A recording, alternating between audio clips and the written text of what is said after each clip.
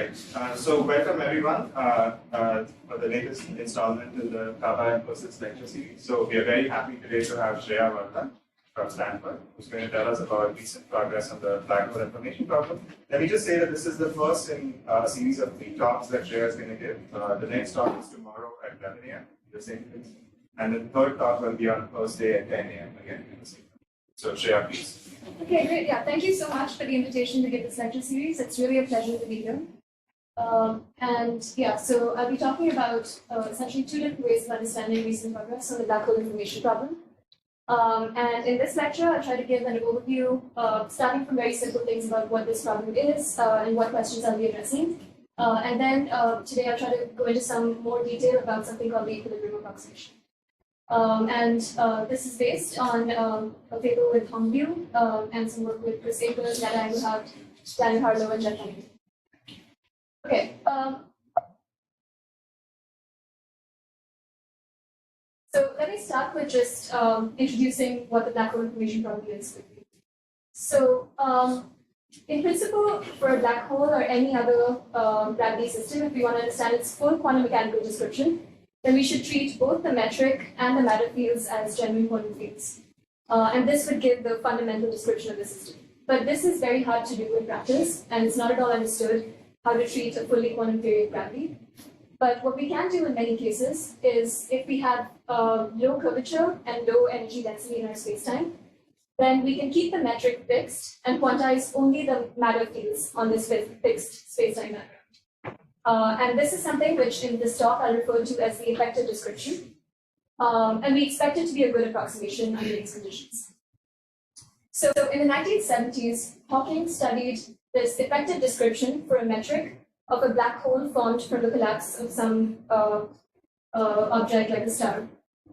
And somewhat surprisingly, he found that a black hole turns out to emit particles with the same distribution as if it were a black body with a temperature that is inversely proportional to its mass.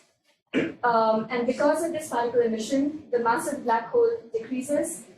And then because of the decrease in mass and this expression, the temperature of the black hole continues to increase, it radiates even more and more. And this is a very unstable process, and eventually the black hole disappears. Okay, so let's try to understand some more aspects of the geometry during this process. We also know that the area of the horizon of the black hole is proportional to the mass of the black hole squared. And since we know the mass of the black hole is now decreasing, the area of the horizon is decreasing throughout this process. At the same time, from the classical geometry, the volume of the region behind the horizon is growing. So we have a picture like this, where the volume behind the horizon keeps growing with time, and the area, the volume of the interior keeps growing with time, and the area of the horizon keeps decreasing. And we can also think about what is happening to the quantum states during this process. So Hawking took the initial state of the star to be some pure state. And at late times, it seems that we have an increasingly entangled state between the outgoing radiation particles and some negative energy particles inside the black hole material. Sorry, Shreya, is it easy to see that the volume of the region behind the horizon grows? So that is just a feature of the classical geometry. So you write down the metric and compute the volume? I guess I'm just thinking of the metric that Hawking starts with, where he takes the Schwarzschild solution and then gets rid of everything behind the spherical shell. And in that geometry, just from the properties of the Schwarzschild solution, the volume keeps growing. And is there an intuitive way of understanding why that happens?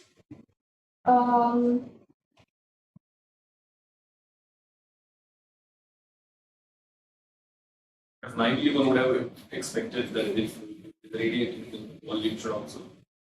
Yeah, so somehow this is some mixed classical and quantum description. So this is not what is actually probably happening inside the black hole, but just from looking at the classical geometry, it looks like the volume is growing and that there are more and more particles behind the horizon. And because of, and these are more and more entangled with the radiation that's outside. And so somehow this is why the entropy of the radiation keeps growing in the process. But at least the fact that to begin with, there's a lot of volume inside is easy to see. Because it's the Schwarzschild coordinates inside the time and T and R are exchanged. So T is like a spatial direction, and T can go all the way to infinity, along a spatial slice, right? R is like time. So at a constant R, T can go to infinity. So you've got a lot of volume, and that can accommodate a lot of it. With it grows, that's a slightly different thing. That you can accommodate a lot of it. So growing gives it some enormous sense. I guess. Must Yeah, yeah. It may even be a slice dependent question. be. Yeah. You need to say along what slices. Yeah. You probably want some good slices that captures the working day. Yeah. So I'm assuming that, I guess I'll show a picture later, but I'm assuming that I have some nice slice which is space-like everywhere and has low curvature everywhere, and then for such a slice, the volume is. And captures much of the working radiation. Yeah, exactly. So some picture like. And I won't want such a picture so that this picture kind of is consistent. So that you see both pairs. Both ways.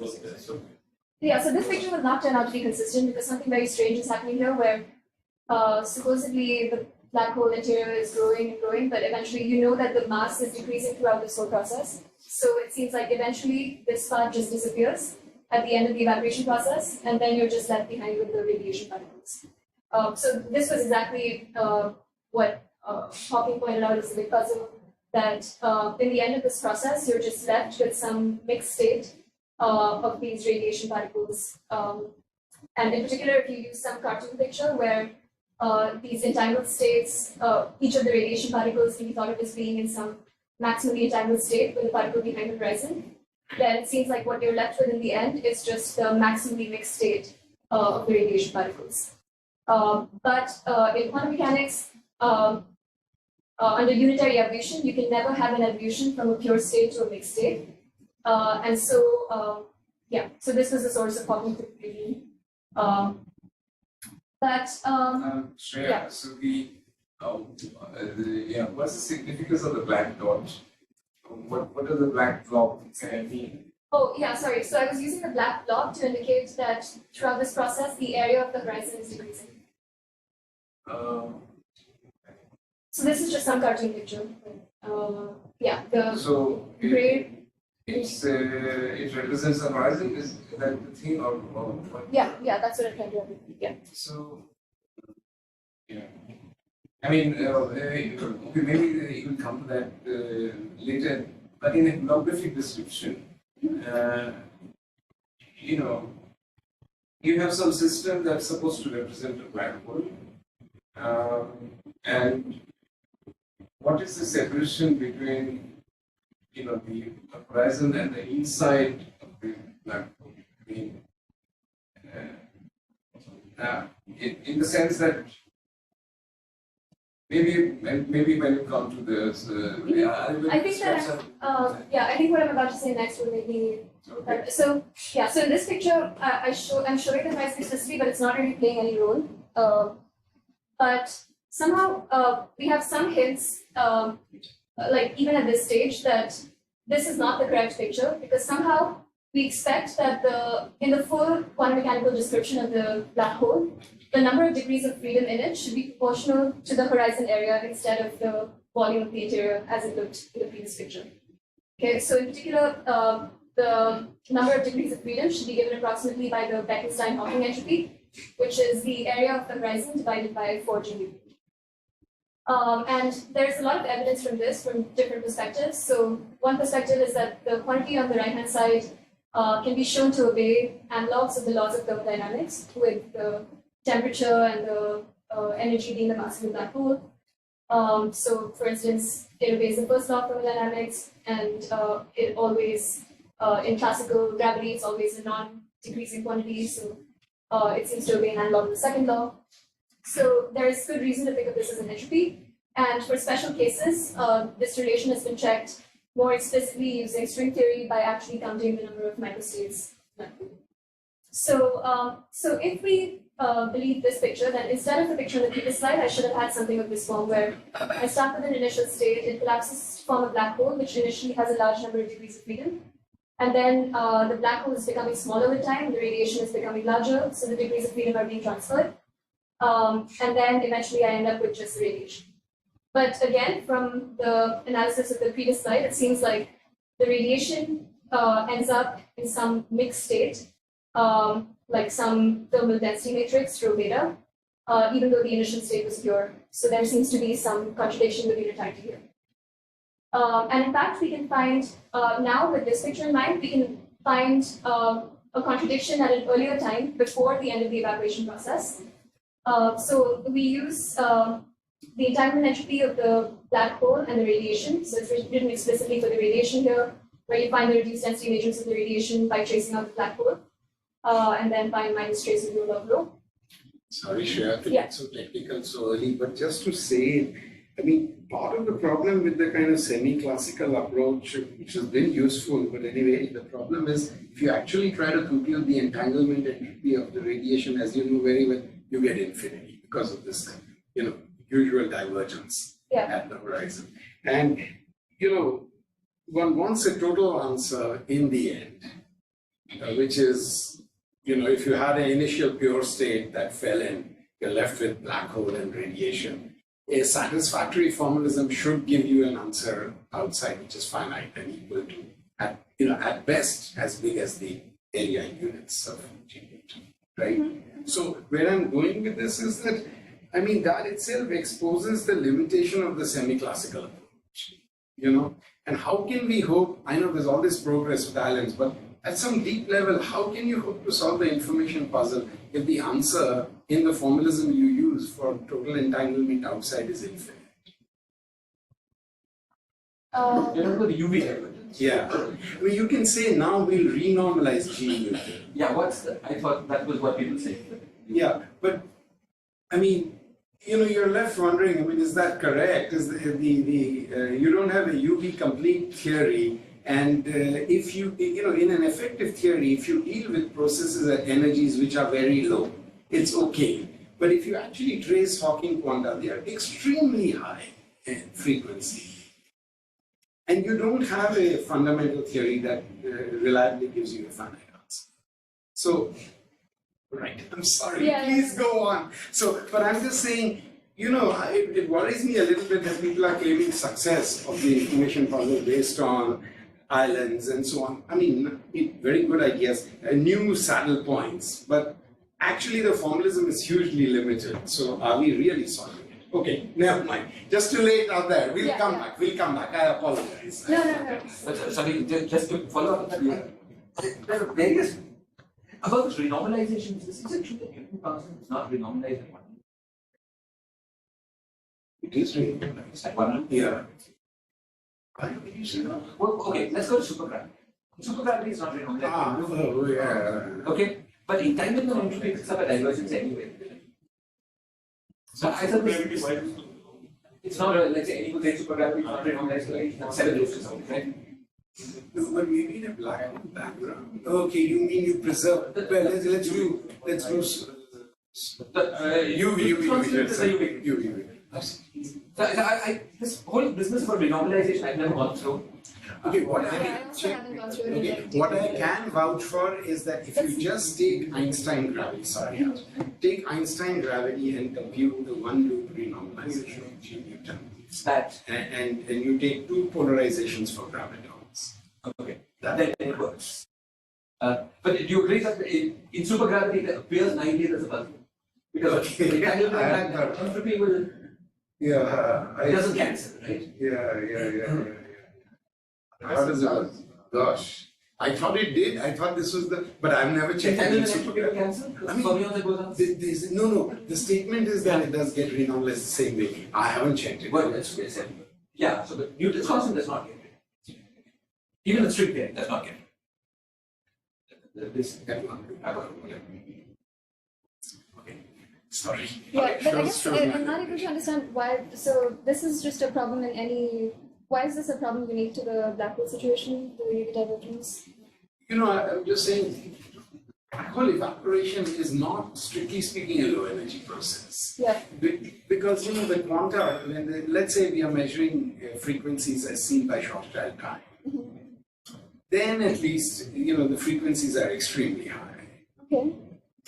And on the other hand, we don't have a complete theory in that if you, it's okay to say, okay, if I had a bare renormalized Newton constant at some cutoff, lambda, then subsequently Newton's constant will evolve and entanglement will evolve in a similar way, etc., etc. So I can use a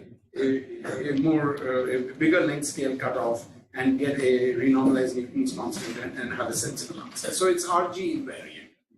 But it's not, unless you had a cutoff, it's not finite.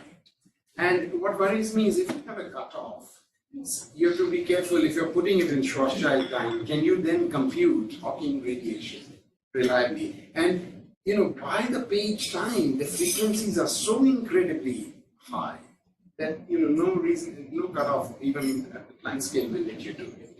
So it worries me that the formalism isn't quite good enough to yield an answer, which is being claimed to have now come out. Okay. No, please go on. Okay? I would like to understand that better. Please go on. I mean, don't mind. I mean, we use No, this. of course, yeah. As you realize, the speaker doesn't speak.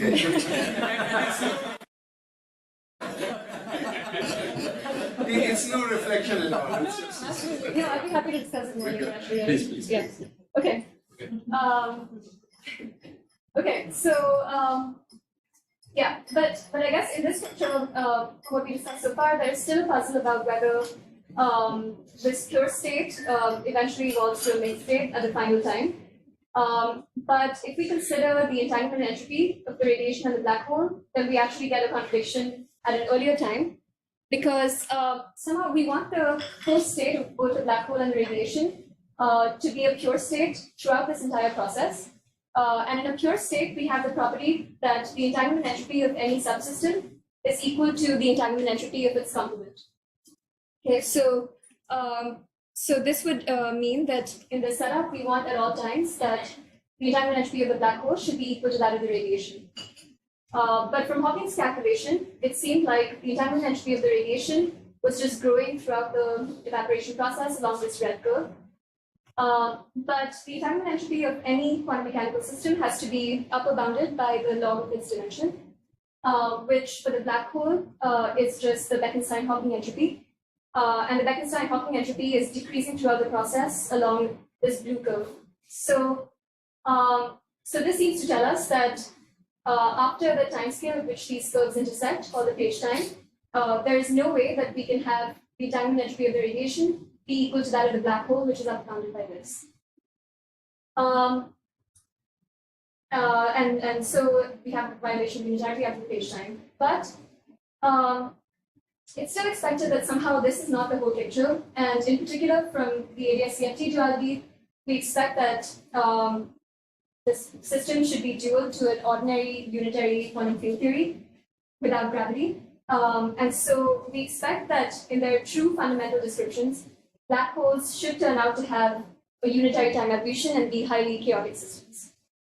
And if this were true, then instead of these blue and red curves, the entanglement entropy of both the black hole and the radiation would follow the minimum of these two curves, which is called the page curve. Okay, so deriving the page curve, and in particular the decreasing value of the entanglement entropy of the radiation after the page time, was considered the key to showing that black hole evolution obeys unitarity. Sorry, just one quick question. If you Yeah. go back to the previous page. Yeah. So if we were to follow this minimum curve, Yeah. What is the meaning of the early times that SP is less than SPH? So what is SPH doing? Yeah, I guess somehow there are more degrees of freedom inside the black hole, but they're not. A lot of them are not involved in any entanglement with the radiation. The dotted curve is just an upper bound. Yeah. So those are just unentangled degrees. Yeah.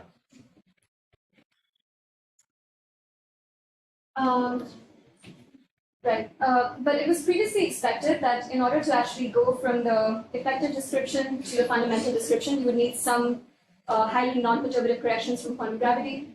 Yeah, no one really knew how to do this. But recent works by these many authors showed that it's actually possible to obtain a page curve using the ADS-CFT correspondence. And maybe the most surprising aspect of this calculation was that it still made use of the effective picture from Hawking's calculation, but it used it in some new way by introducing a new prescription, because of which you end up with a unitary result for the entanglement entropy instead of Hawking's answer. Okay. So this is quite surprising, and in these lectures we'll address the following two broad questions about this. First is just what is the justification for using this new prescription, because it was introduced in a somewhat ad hoc way and it gave the right answer, but it wasn't really known how to systematically derive it. And secondly, what does the existence of this prescription tell us about the relation between the effective and the fundamental description? Yeah, so before going to that, let me just quickly introduce what these new prescriptions are. And these are phrased in the context of the ADS-CFT duality, which tells us that quantum gravity in an asymptotically ADS spacetime in d dimensions is dual to ordinary quantum field theory in d-1 dimensions. And we often call the gravity system the bulk and the boundary system, the ordinary QFT in a lower dimension the boundary. And on the left-hand side of this duality, only the effective description is well understood, because we don't know how to treat the metric in a fully quantum way. But on the right-hand side, we think we understand at least the definitions for all the quantities, etc. So the right-hand side is considered the fundamental description. And yeah, so this duality has many precise statements involving states and operators in the bulk being dual to states and operators in the boundary, and various observables in the boundary being equal to some geometric quantities in the bulk. So the statement of this kind that will be most useful for us is called the quantum extremal surface formula. And it says that if we have some bulk state rho, which corresponds to some boundary state sigma, then we can find the entanglement entropy in the boundary state sigma for some boundary region A in terms of some bulk quantities and the bulk state rho. And what we do is that we consider all possible surfaces sigma, which are anchored on the two endpoints of A in the bulk. And we consider this quantity, which is the area of sigma over 4 g Newton plus the entropy of the bulk fields inside the region small a. And we minimize this over all possible choices of sigma. And then for the minimal choice, it's equal to the entanglement entropy of sigma A. Okay. So now that we have such a prescription, it seems reasonable that if we had some holographic model for the evaporating black hole setup, then we could use this prescription to calculate the entropies of various regions. And this is exactly what was done by these authors. So they introduced a model for an evaporating black hole in ADS-CFT. And here, so this was the kind of nice slice for which I was drawing cartoon pictures before. But in particular, the model by Engelhardt, Merrill, Maxfield, and Leary, they considered some black hole in 1+1 spacetime dimensions. And this was glued to some non-holographic, non-gravitational radiation system. And in the boundary description, this 1+1 dimensional bulk system maps to some 0+1 dimensional ordinary quantum mechanical system. Okay. Even though this radiation is not a holographic system, in these works, they gave a new prescription for calculating the entanglement entropy of the radiation on this right-hand side in terms of some bulk quantities. So this was a generalization of the original QES formula on the previous slide, called the island formula. And so the main the surprising thing here was that in order to calculate the entanglement entropy of sigma in the radiation, we use not just this shaded red region on the right, but the combined red region and green region. And that's the bulk entropy which appears in this one. And it was found that the resulting value of the entanglement entropy of sigma r will obey the page law.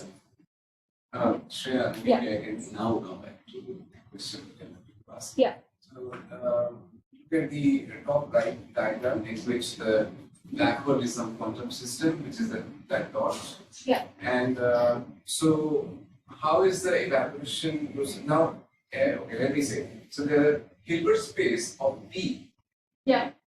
that never shrinks. You know, the Hilbert space is a certain dimensional Hilbert space, let's say 2 to the power n dimensional Hilbert space or something, whatever that is. So what is meant by the evaporation process is that the amount of entanglement between B and R that decreases. Is that the issue, or what? I mean, what's the end point of the evaporation process? That it's a factorized state of the Hilbert space of B times a state of the Hilbert space of R. Is that the thing? What I mean to say is that in the effective description, there seems to be some. I understand Page's argument, okay, that the black hole literally shrinks, and therefore the Bekenstein-Hawking entropy of the black hole decreases, and therefore there is there's a conflict with increasing entropy calculated by Hawking, and what should happen is that the upper bound itself shrinks. The black hole shrinks. In that thing, the dot plus line stuff, there is no notion of the black hole shrinking. Yeah. The Hilbert space of B is what it is. It is a You go to zero energy. sorry. So let's calculate the energy in the system. Good. So it's radiating out the energy. So in the end, you're going to almost zero energy. So at zero energy, the entropy accessible to B is almost zero.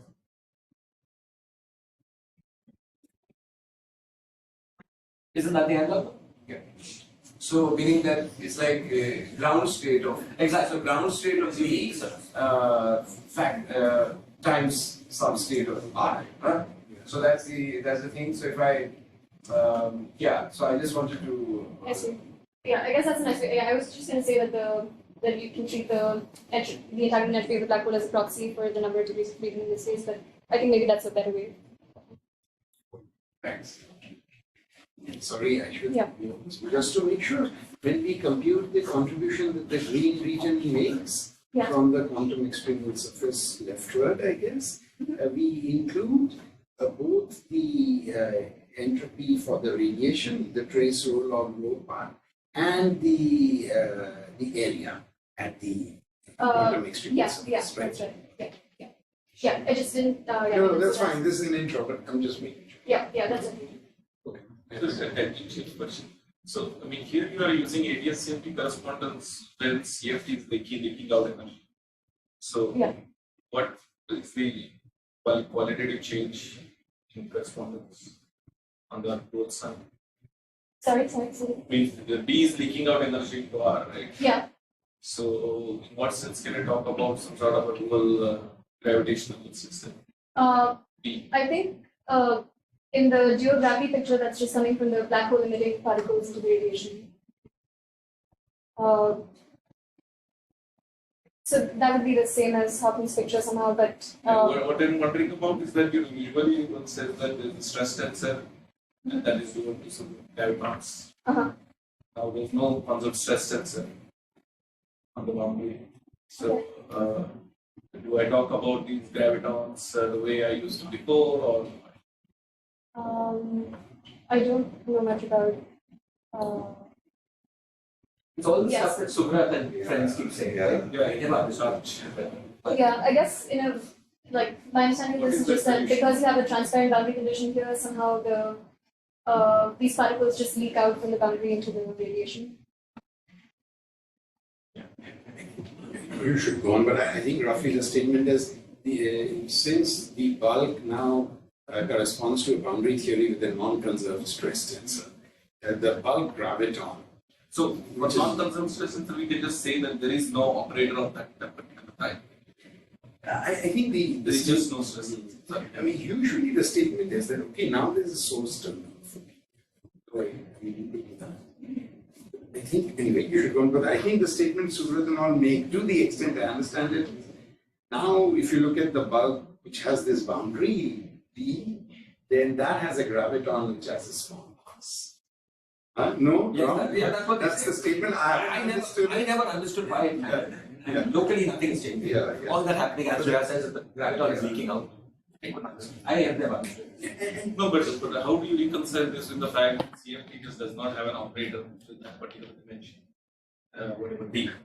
I don't think it's such a big issue because, for example, forget this complicated black hole evaporation. Yeah. I can just take the CFT and couple it to a source. You know, now it's being pumped and you have a teeny mu which is not conserved. But the gravity dual of this should still exist. For example, perturbatively in J, we can compute the response and so on. And okay, I mean, I haven't thought about it. Maybe the graviton requires a small mass. But ADS CFT doesn't get thrown out the window. And locally, nothing changes. Locally, nothing changes in the gravity description. This mass, whatever, is some global. It's some global kind of, you have to change your rules of, doing the Legendre transform. But doesn't it make a difference globally because you don't have Gauss law anymore? If you had massless gravity, you had Gauss law. So all that is happening here is that the graviton can leak out. Yeah, that's all that's happening. So locally, you take a little bunch here. There's nothing that's changed in the equation of motion. Now, if you now try, anyway, we should talk about Yeah. No, we can't. But, yeah. I mean, I agree. It's hardly like some catastrophic thing. You can change the rules of ADS CFT and deal with general situations like that. I agree. Okay, perfect. Okay. Yeah, no problem. Okay. So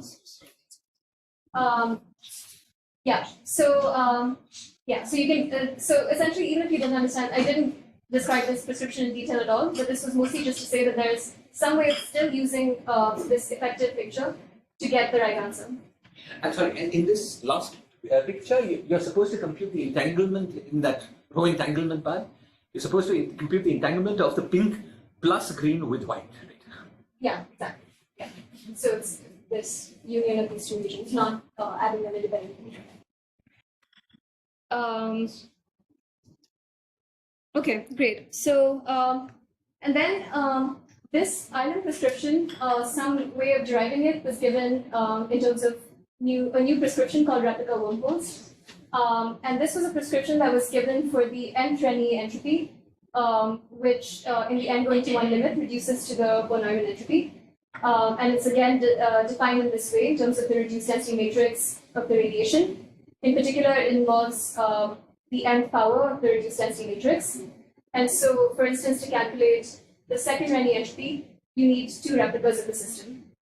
And to give a very quick cartoon description of this prescription, you can get, like the simplest thing to do in the setup for computing this quantity is to consider all possible bulk geometries with this topology, where the bulk spacetimes attached to two boundaries are disconnected from each other. This prescription just gives Hawking's information loss.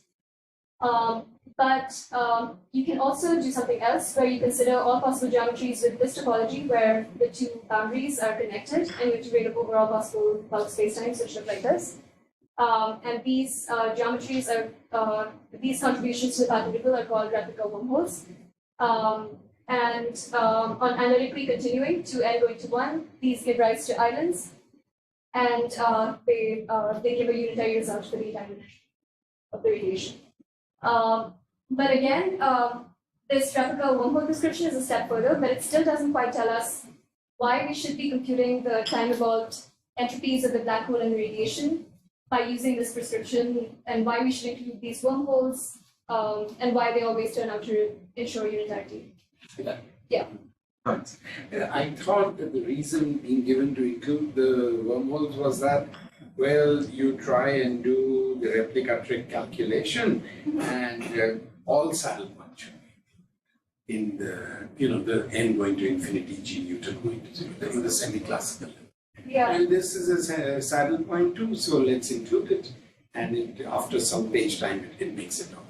I thought that was the reason. It seemed reasonable as per the rules of the game of semi-classical gravity. So I'm just wondering, just to understand. I think somehow still even just using Euclidean gravity at all to describe the entanglement entropy in the context where we were trying to calculate it, where we were looking at the time evolution of the evaporating black hole. it's not really clear why you should even consider this Euclidean gravity path integral in that situation. And You say because of the time dependence? yeah, so I think so. Later in the talk, I'll try to review the description of Pennington, Shanker, Stanford, and SAD in more detail. And there's an assumption there that that this prescription should be used for calculating the entanglement entropies of a certain state, but it's not really clear why that state would result from the evaporation process. Really? Um, I see. I thought one was doing sort of souped up Ryo-Takanagi at any instant of time. Okay, well, when you go through it, Yeah, as far as I'm concerned, let's there do is it a very slowly, because explicit I way didn't of- realize there was an issue. yeah. But one thing that you can say is that it's not really clear whether this machinery of Euclidean gravity makes sense, because it sort of leads you to conclude in other contexts that gravity is not computing, overlaps in a particular quantum system, but in some sense not something. So you could question it at that stage.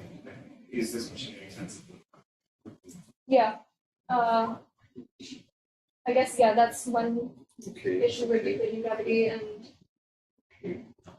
yeah, and also somehow that way of phrasing. Yeah, sorry.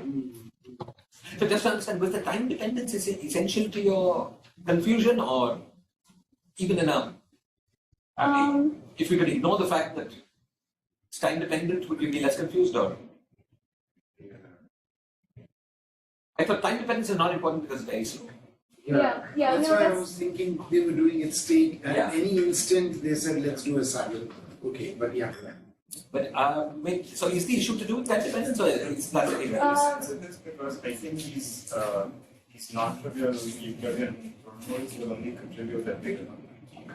yeah, If that's you were true. learning times, you could just ignore it by saying, okay, No, in that sense I agree, but let's say you are at late enough time, then I thought, at any instant, at late enough time, you have a state and you try to do some Ryo-Takanagi. sure. And time dependence is irrelevant for that because it's very slow. That's Yeah, that's what I That's also what. that was the basis of the.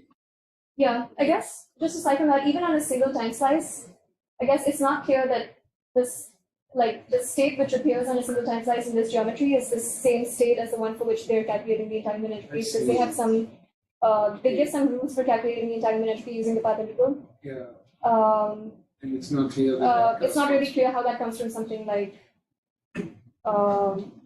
yeah, it's just not very clear how that is explicitly coming from this. I didn't realize this was. You come the one where it's safe.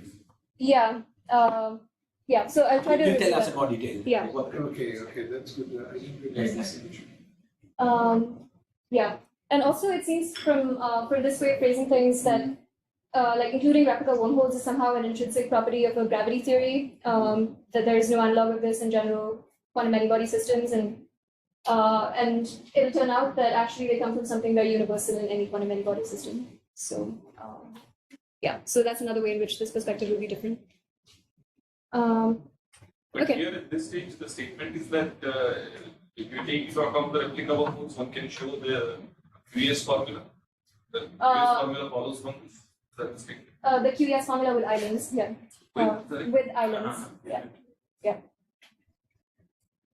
When you include islands, should you include the boundary of island in the area? Yes, you should, yeah. That's what-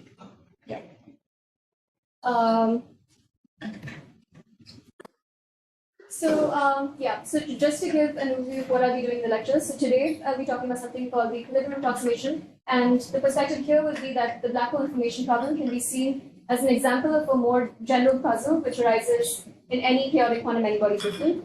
And we'll develop an approximation for the entanglement entropy in any such system which will address this puzzle.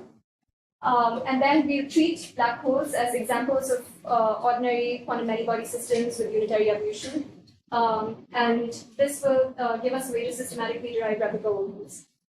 And then what I'll do in the next two lectures is that if we assume that the island formula is correct, then based on that, we can make a simple map for for how to go from the Hilbert space in the effective description to the Hilbert space in the fundamental description. Then we can use this model for understanding the relation between these two Hilbert spaces better. So this will allow us to address questions like, what is the regime of validity of the effective description? Is there some additional condition that you should include in addition to low energy and low curvature? And it will also allow us to address questions like how operator reconstruction works. Okay. Yeah, but today I'm mostly talking about the equilibrium approximation. So let me just first explain what we're going to try to do, and then I'll move to the blackboard and explain things in more detail. So again, this will first just be phrased in terms of any chaotic quantum many-body system. And we're very familiar with such systems. They appear everywhere in nature. For instance, the air molecules in a room, or a cup of coffee, or the ions in a plasma. All such systems have the following property in common, that if you start from some arbitrary initial state, then at late times the system will forget most details of that initial state and will settle down to some steady state. And this is called thermalization. So for instance, your hot cup of coffee will always cool down to the same temperature as room temperature. And we can try to describe this process in quantum mechanics. So we can consider some isolated quantum many-body system, which is initially in a pure state, psi 0. And the time-evolved state can be obtained by acting with some unitary operator on psi 0. Then at late times, this time-evolved state resembles some equilibrium density matrix, which are called rho equilibrium. So this means, for instance, that if I look at some generic Q-body observable and I find its expectation value in psi of t, then this will be roughly equal to the expectation value in this thermal state. Okay? But there are other quantities which can distinguish between these two states, and in particular see that this is a pure state while this is a mixed state. And these are just the n-trend entropies, which we looked at before, and the n going to 1 limit, which is the entanglement entropy. Essentially, what are the error? What is the order that we see now? The magnitude of the error. So I think, as long as O is something which is like less than half of the system, it's expected from ETH that this should be exponentially small in the entropy of the thermodynamic entropy of the. So thermodynamic entropy of rho equilibrium. Yeah. Yeah. Eigenvalue thermalization is the basic. Eigenstate thermalization. Eigenstate, which is supposed, unless it's some crazy whatever, many body localized, whatever. I mean, this is a generic. Yeah, exactly. Sorry, I missed. What is the order of corrections? It should be exponentially small in the thermodynamic entropy of the room. But even without ETH, it is true, right? If I take a generic pure state and a generic mixed state and ask what the difference between expectation values are, then they are exponentially suppressed in the entropy. So if we take a random pure state and a maximum mixed state. Yeah, that's true. But here we're thinking about the state which is obtained from time evolution. And we want to make some statement, like we want to give some definition of what it means for it to equilibrate. And our definition would be that for this time evolved state, there should be some equilibrium density matrix for which this statement is true. I guess, you're referring to random pure states, but it's not really clear that the actual state that you obtain from the time evolution will look like a random pure state. Right? And what is the density here? How long should be? Yeah, so you should think of this as if you have some compact system, then you can think of this as being some time scale which is much later than the scrambling time, but actually this can happen at much earlier, like it can happen at time scales of order the temperatures of order later. Yeah, but we expect that for information periodic quantities, like I'll talk about in the next slide, the equilibration time should be something like the scrambling time.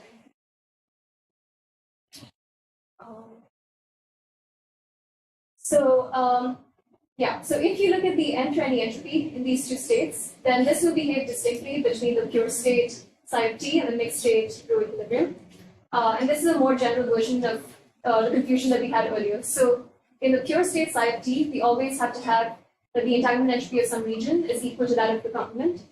But this is not true for rho equilibrium. And so from thermalization, we still expect that this time evolved quantity in psi of t at sufficiently late times shouldn't depend on details of the initial state and should only depend on row equilibrium. But from unitarity, we can't just set these quantities equal to each other. Yeah, so since we expect that black holes are an example of such systems, Hawking's mistake can be seen as an example of setting these quantities to be equal to each other, when actually we should be doing something more non-trivial. So this is significant when you're looking at a fraction of order 1 of the system. Yeah, exactly. Yeah. If you're looking at just a small part, Yeah, it will be it should basically be okay. Yeah, it will be basically this, but then if you look at its complement, then you have a problem. So this statement will not be. I just wanted to let you know that we're not strict with time, so this can go on for another hour or two. Okay. Just take your time. Yeah. So I mean, basically, once the region or part of the system you're interested in becomes big, or say bigger than half or whatever, then of course you can't just take it to be in the state rowing. Yeah, and in particular, these quantities can diagnose the difference between the states. But if you had looked at something like two-body observables, yeah, then you wouldn't be able to see the difference.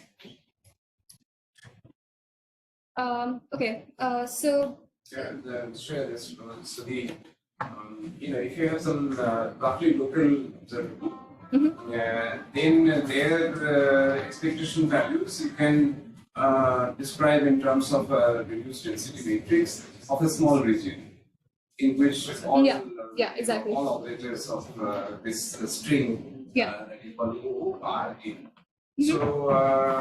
So for example, you can invent, and that has been done, operators which are like it's a string of operators which are throughout the system.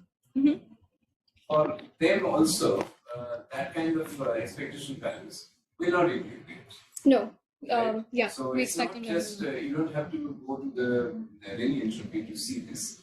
I mean, if a string of operators is sufficiently non-local, then also you will see that this thermal addition equation just. Yeah, that's true. That's true. This statement allows us to make a direct connection with Hawking's picture. Okay, so but we do have some idea of what an expression for this M-trending entropy, which is consistent with both thermalization and unitarity, could look like. And this comes from considering random pure states from a calculation from a while ago by these authors. So the setup here is that you consider some system L and you divide it into two parts, A and A bar. And you find the average of the M-trending entropy of A and A bar over all pure states psi in L. And you can just consider all pure states with a uniform measure because you consider some finite dimensional system. And you find that the entanglement entropys of both A and A bar are given by this expression in the limit where either A is much smaller than A bar or A bar is much smaller than A. Okay, so this is nice because this is a system which depends on almost no details of the system. It just depends on the dimensions of the two subsystems, and at the same time, it's symmetric under A going to A bar, so it's consistent with it being a pure state. But as we were just discussing, it's not really clear how to make a direct connection between random pure states and the actual time evolution of a given chaotic quantum many-body system. Also how to derive the analog of this expression for finite temperature or for infinite dimensional Hilbert spaces where you can't do such averages. So you're going to suggest that it's the minimum of the thermal entanglement entropy of this guy or its complement? Yeah, that is the answer that we expect, but what we want to understand is how to actually get there.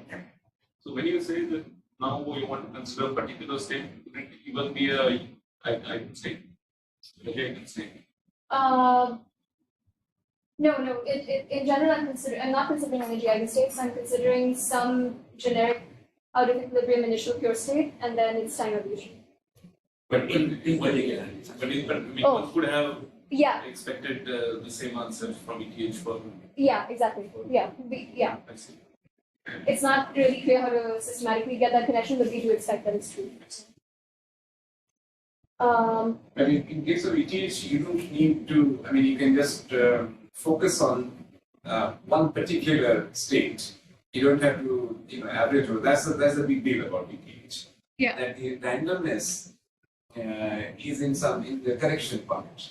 So, right. So if you're ignoring, e to the power minus s kind of corrections, any choice of a sufficiently high energy eigenstate will do.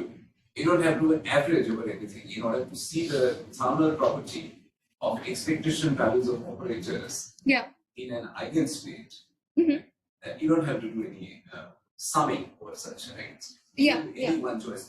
That's right. And similarly, we expect that for this psi of t, like the time evolved state from some initial state, that has a similar status to the like a single eigenstate in ETH, where you don't have to do any averaging to see that it behaves in thermal looking way. Yeah. Yeah, that's right.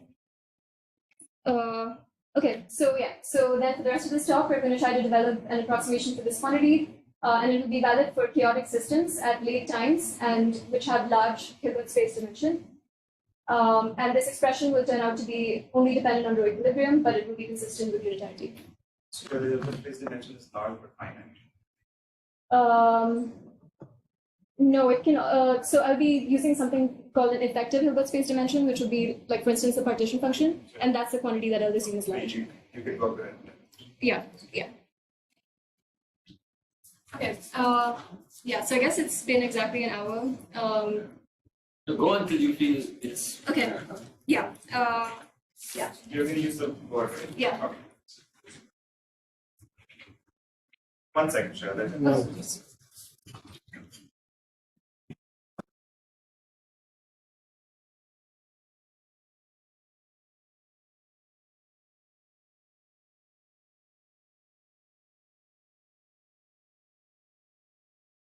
Shouldn't use the whole board for this one. You can. You just draw 2 lines, and Okay. if you can stick to the region and the tree. So just one question, in the kind of related situation. What is Yes, the I think significance that- of state being energy eigenstate in this context? Because I mean, there is no, why does Hamiltonian carry any significance at all? Because this is a statement about some state. Why is it that the state in question should be You mean eigenstate of something called Hamiltonian For ETH. for ETH? Yeah, sorry, this is again a bit tangential. for the Not, I ETH? know that that's not what you want to talk about.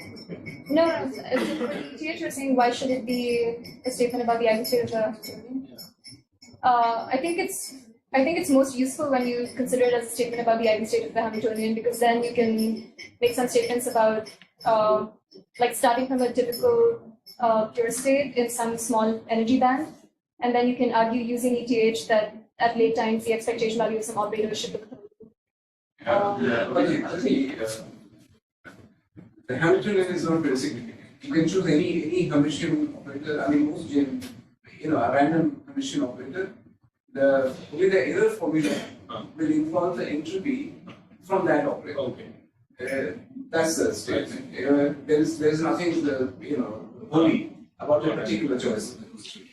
Of course, you can invent Hamiltonians which conflict with the ETH, but a general enough Hamiltonian will be and that's what I hear. You have to choose, of course, the states from the middle of the spectrum. Okay. Just to say, you need some criteria because it's not true for all. Yeah, that's what I'm saying. Being the eigenstate of Hamiltonian, what speciality does it endow the state? I mean, if you So were any state would be eigenstate of, I guess, some generic enough. but you can find states for which this will not be true. You have half of the molecules Yeah. on one side of the room and we'll all die. Yeah. Okay. Yeah. So clearly, it's not true for all states. Yes. But if a theory is equilibrating, we might expect it to be true for the eigenstates of that, the Hamiltonian of that state. Yeah, so I guess it's useful as a diagnostic of whether a system is chaotic or not. It is that operator that scrambles it, eigenstates you. Right. Which is a general.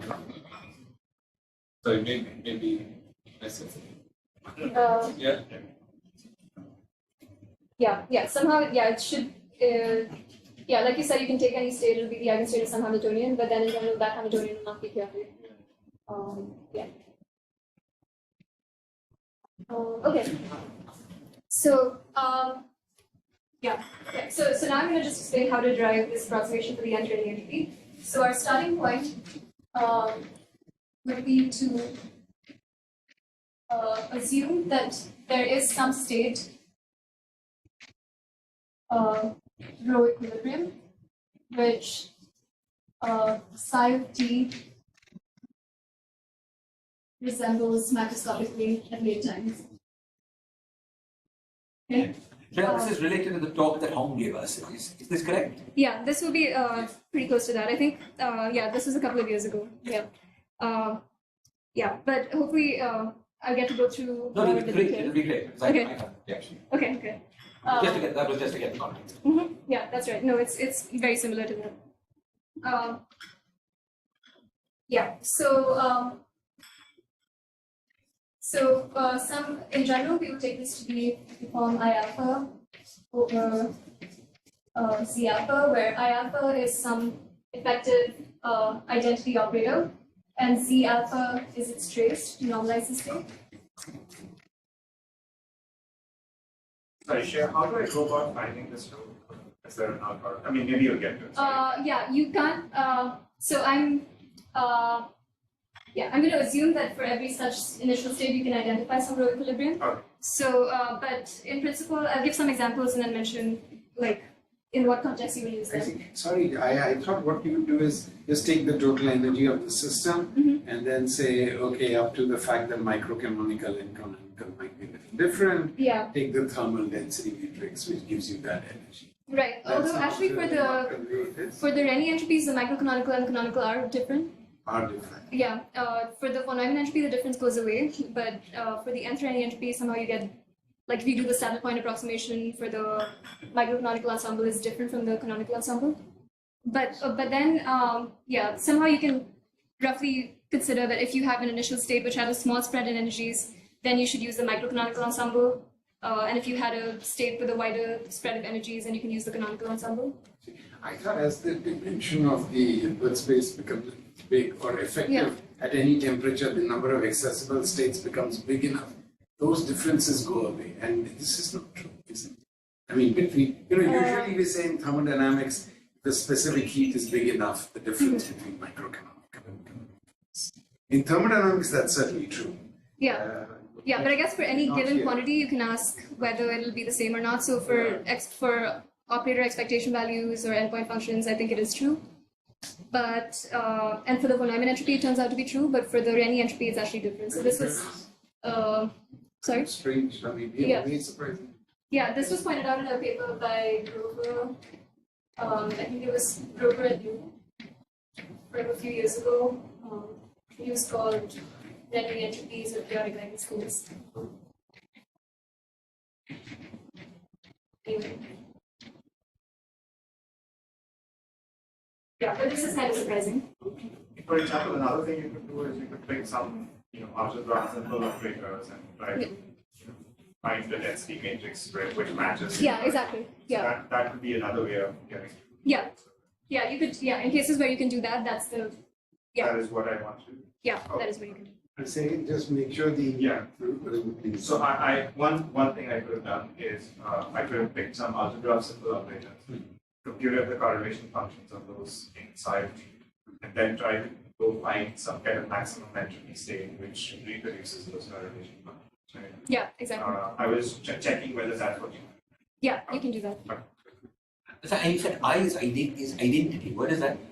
Oh, did I mishear? So the reason I call it an effective identity operator is that in the simplest case, you can just take it to be the actual identity operator if you have a finite dimensional Hilbert space.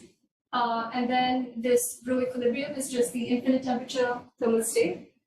And yeah, you should make this choice if you have a system which is finite dimensional and has no energy constraints. Okay. And then another choice you can make is to take it to be e to the minus beta h, as we discussed, or you can take it to be just a projector onto some small energy interval, which would correspond to the microcanonical system. Sorry, just maybe I'm not understanding the flow of volume. Isn't the starting point itself in conflict with what you're calling unitarity? Um, Because if I do SA and SAR, these are going to be same in one and they are different in the other. yeah, so I'm not going to set them equal to each other, but this is just, but I do eventually want to find the entanglement entropies to be expressed in terms of this row equilibrium. So I'm just going to keep this in mind that, for instance, I have some such equilibrium testing matrix for which all the expectation values of operators will match. The last is energy belonging to some region, right? Yeah, so energy is some small. Some band. Got it. And then consider this together. Yeah, and I already mentioned like what you should keep in mind when you're picking which choice you make. Presumably energy and all other quantities, whatever they are. Yeah, more generally you can consider energy and other concepts. Yeah. What does the temperature? Sorry? What does temperature? The temperature will depend on the initial energy of like the energy of the initial state. So you want to pick the temperature which will keep that conserved. Sorry, I guess my question was, what does the word resembles mean? Resembles in Yeah, what? so resembles, we can consider that to mean that, Various operator expectation values. In Yeah. that case, thermal density matrix is perfectly fine, right?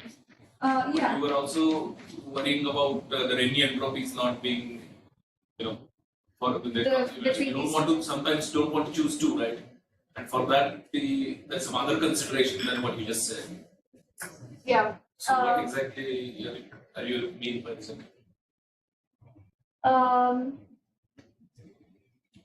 Yeah, some of this is not very precise. It's just that if this is more like an assumption which goes into the calculation, and you get different answers based on it. But it's not like yeah. now the choices 1, 2, 3 are somehow better than the thermal density, the thermalized. It's not clear. A priori it's not clear which of these choices is the right one, but you get some, like if you assume this, then we'll get some universal answer for this ensemble and some universal answer for this ensemble. And then,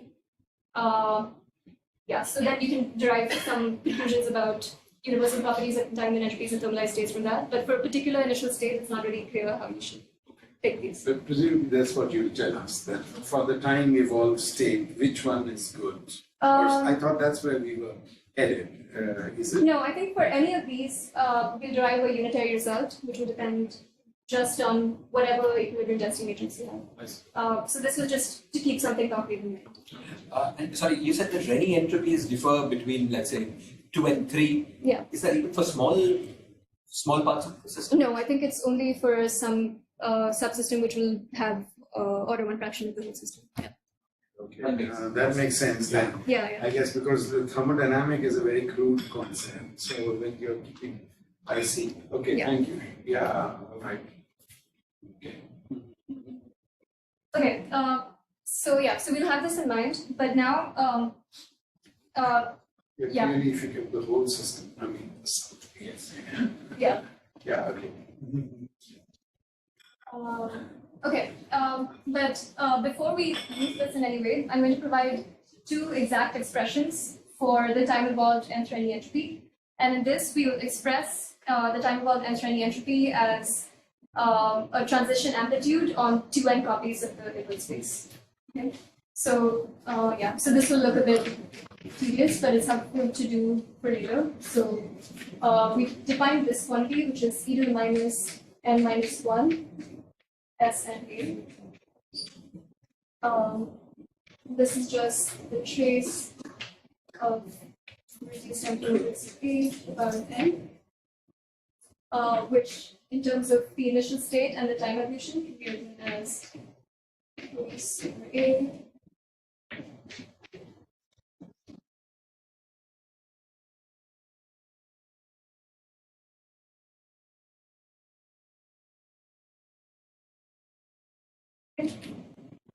where rho 0 is some pure state. And this expression will involve, if you expand this explicitly, then it will involve some products of matrix elements of these U's and U daggers. So just to give an example, that would be something in an which is like.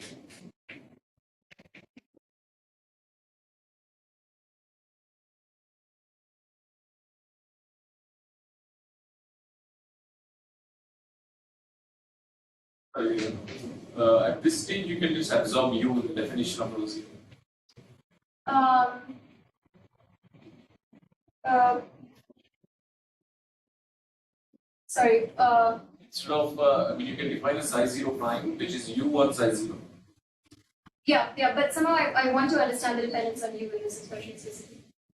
That makes sense only if you say something about what psi zero was, like that, right? Because if I just say absorb it, then the U is gone.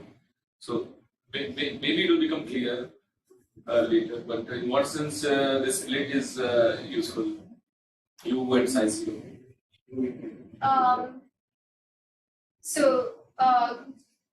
So U is the time evolution operator, and this will have some properties which come from chaos. Okay. And psi zero is just some arbitrary initial pure state. You want to study how with time, say, things may change, right? Yeah. So then you want to keep the U time with time. But I think Abhijit's saying, I had the same question, but that if somehow you want to put in that you're starting with a relatively simple state. Yeah. Or maybe not, I don't know. But I thought that that whatever you're saying will not apply without the U. Yeah. So that's because you're starting with some exceptional state, some very simple state. Then time evolution is taking you to a more complicated state, or not? Yeah. In fact, what I eventually want is that the dependence on this initial state should just drop out of the final expression. Okay. Yeah. So you could start with a complicated animation. Could it be that, if, for example, in thermodynamics, at least if you already start with the equilibrium state, it still stays equilibrium. Yeah. But the fact that at late enough time, it will equilibrate a little more. Maybe it's like that. Psi zero, there is no assumption on psi zero, it would just There is be no assumption. exceptional state. of- Yeah. It's just assumed to be a pure state. Hit an operator. You turn on an operator, the pulse is going into the bulk. It's going to become a black hole. So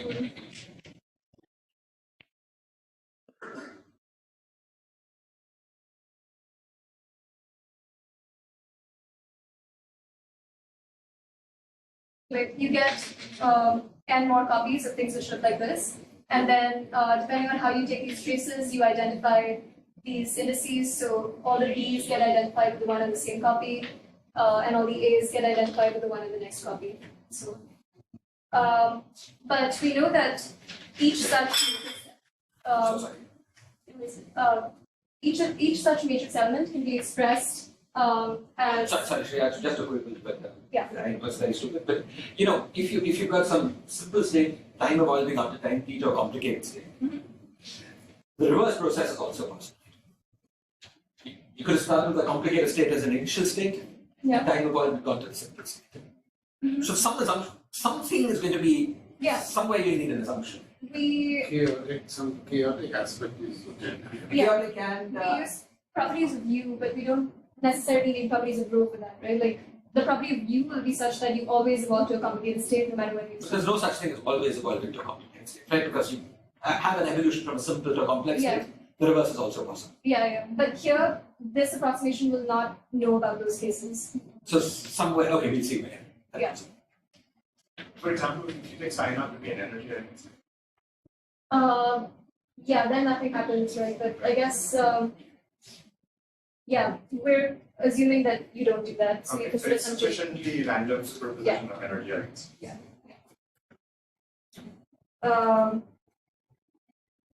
Sorry, I mean, you should have it possible with energy identity, right? Because that means it's already scrambled. Isn't it? Yeah, but then somehow in that case, Maybe this it shouldn't come from properties of U. Like in that case, it would come, the scrambled answer would come from properties of psi. So, yeah, but then you could assume that you could take a different interpretation of U acting on psi, which is that like your eigenstate looks like some random scrambling operator acting on some simple Right, state. yeah, Okay, so Yeah, so now for each of these views, you can see it as a path integral. From like this one would be a path integral in the involving e to the is, which takes you from psi 0 to some final state. And then this is like a backward evolution from involving e to the minus is. Sorry. Involving e to the minus is from psi 0 to final state. So eventually you have a picture for this expression, which looks like n forward evolutions and n backward evolutions.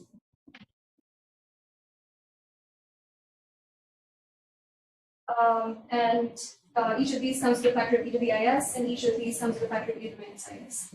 And the initial state here is determined by the actual initial state root 0 on each of the copies. And then here the final state is determined by this pattern of traces, because it does, like, the way that these states are identified in this picture tells me how to join these contours together.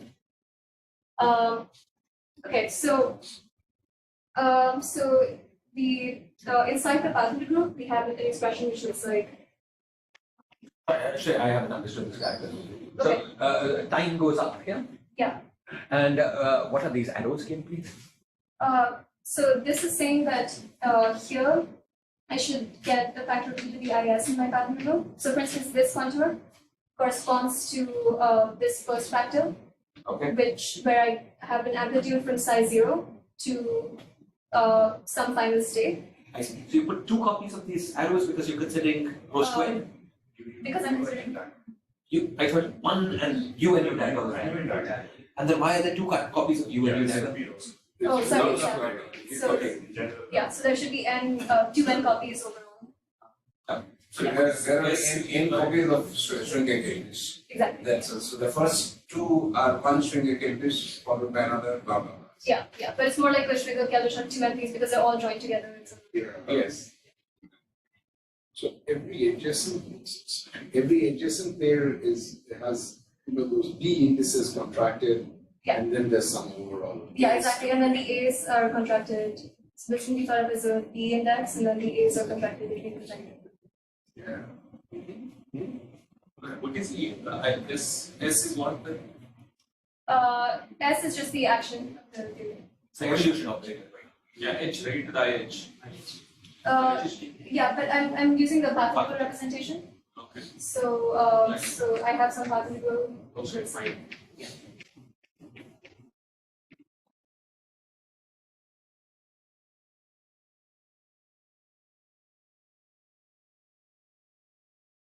I see. Okay, fine.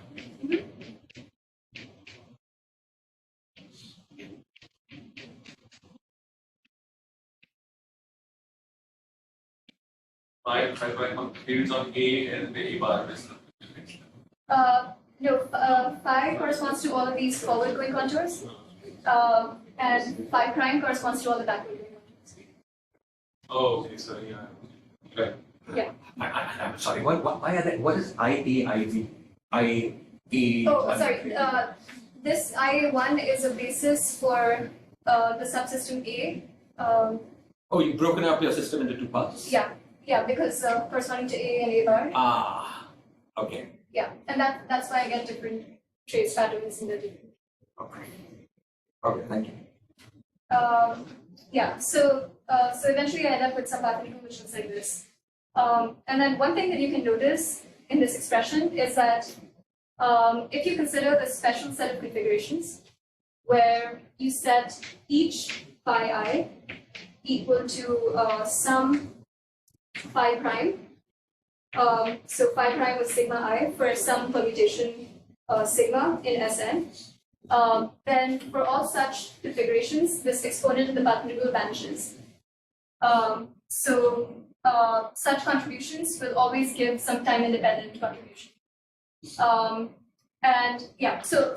everything that I do here is just a sort of heuristic introduction to getting some answer for this quantity, which will involve a sum over permutations. So because configurations like this give a stationary contribution, and then you can assume that you have a chaotic system. So all the other contributions are somehow, they involve some random phases and everything cancels out. Somehow you should be left with, at late times, with some projection onto such configurations. So when you say this, you don't have to treat A and B separately. Sigma is the same for both. That is that Yeah, into yeah. the statement. Yeah, sigma is the same for both, but you should in principle, because the boundary conditions here are different in A and B, you should get some answer which is different, like the dependence on A and B should be different. But you're saying that the only thing that kind of contributes is where sigma is same for both. Okay? That I'm not understanding that. Yeah, because there will be some interactions between A and B. So for this to exactly cancel, you do want sigma to be the same. Yeah. So I'm saying that all the fields on this contour should be set equal to the fields on this contour, or some other one, depending on some fixed permutation. Yeah, but this was just a more heuristic argument for why the permutation contributions should be important. But if you try to do this in any systematic way in this expression, then you just get something which diverges and doesn't make sense. So we'll be doing a more systematic version of this. Sorry, so, yeah, go ahead. It's not very clear how the trace, what the trace. What the trace is doing? Yeah. So at the level of this expression, which I didn't write down fully, the trace will set IB1 equal to IB1 prime. Just over 2. So you have whatever you've written, there's n copies of those things. Yeah. So I should have written. Okay. Yeah, I should have completed this expression, which. Yeah, the A's go like a matrix, right? Yeah, the A's go like a matrix product between all the different copies. So. So the B's are contracted between themselves, the A's are going like a matrix. Yeah, and then in this picture, that corresponds to like integrating over all final states as long as you have the condition that, yeah, so if you draw one more contour here. Okay, so between these, and now in the final state, I divide the degrees of freedom into the ones on A and B. And I will just, so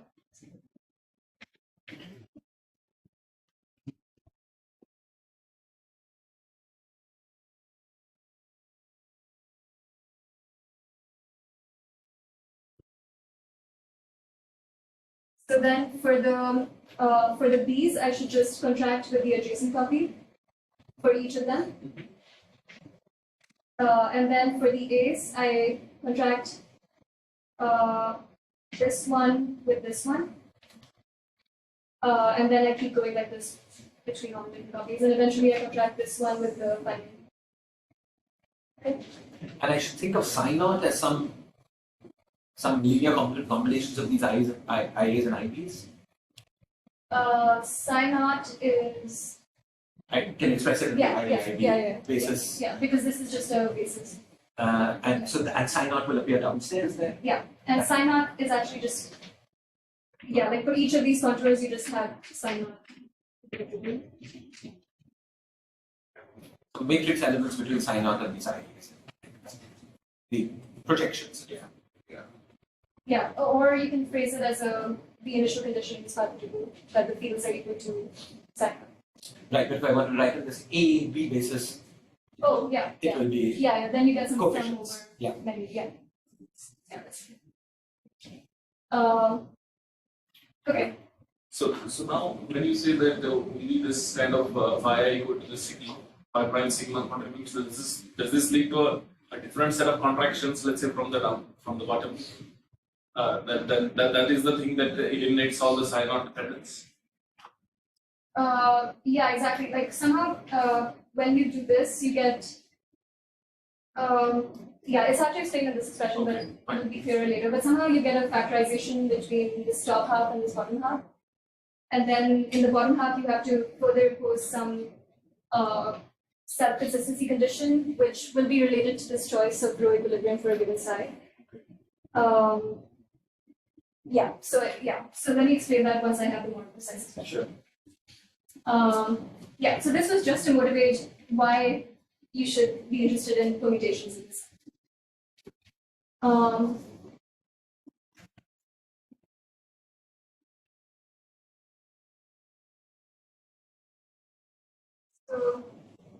So to give a better expression, which will be useful for making more precise statements, let me introduce some further notation. So, so actually this will be a lot of notation for the next few minutes. So I'm going to refer to sigma and tau as some permutations in Sn. And I'll often use the cycle notation for these permutations. So for instance, if I write something like 3, 4, 1, 5, 6 in S6, then this notation is telling me that I send 3 to 4, 4 to 1, 1 to 3, and so on, and I don't do anything to Sorry, what do you do? 3, 4, you contract those indices, is it? No. So I'm just cycle, sorry. yeah. Got it, okay. So this is just a notation that would come up repeatedly. Okay. I refer to E as the identity permutation. So that just has all single cycles. And eta is a permutation which sends n to n minus 1, n minus 1 to n minus 2. That's big cycle. Yeah, which connects everything.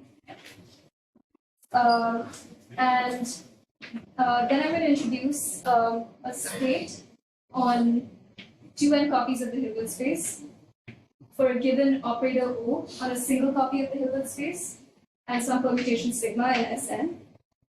Okay, and this lives in h times h tensor with itself n times.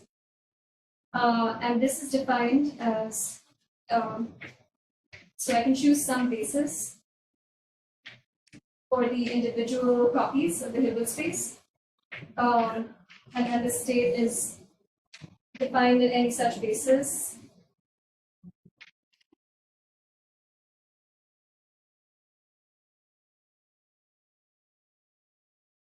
As a product of matrix elements of O between some copy and some other copy, but which copies you take the matrix element between is determined by sigma. So let me just write it down. So O is an operator on H or H tensor H. O is an operator on just H. H. So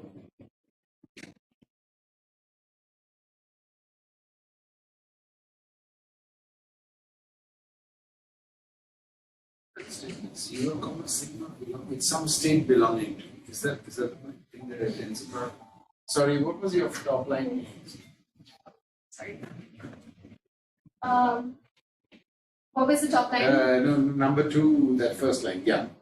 Yeah, so sigma is some permutation in Sn, Okay, and O is some operator which acts on H. okay. And then this whole state is defined in H times H tensor itself. Okay, and how it's defined is what you're telling us, I guess. Yeah, Okay. that's what I'm trying to write down. So, so Sorry, this, for those of us on Zoom, could you write the subscripts a bit larger, please? oh, okay, yeah.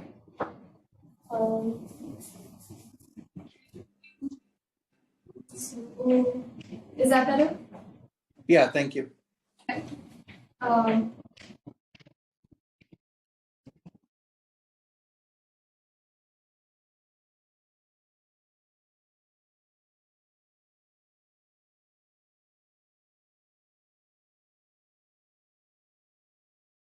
I see. Okay, so Shreya is perhaps a pedantic point, but this O sigma kit should be thought of as an element of H tensor H dual to the power n, isn't it? I mean, right? Because you mean with acting with the time reversal? the second H should be thought of as H dual. I mean, it's a space of the first H is the kit and the second H is the ground. Yeah. That's what I mean. Yeah. So I use Of course, you can presumably use some isomorphism of H and H. yeah, there's a slightly tricky thing with like here I've written this in terms of I1 prime bar, which refers to the time reversal operator acting on I1. Yeah. And Yeah, that's yeah, I what don't really want to get into the details of that because Alright. yeah, because that's just a little bit annoying to figure out, but yeah, but overall it has some structure like this. But yeah, that's a good point, but you do have to be careful with it. Okay, so each of these will have some matrix element of O between one of the unprimed indices and one of the primed indices, but how you connect them is determined by sigma. And then in the special case of O being the identity, I'll just refer to the corresponding states as sigma. So those would have, instead of these O's, those would have some Kronecker deltas between these indices. You can just show why defining this notation is useful.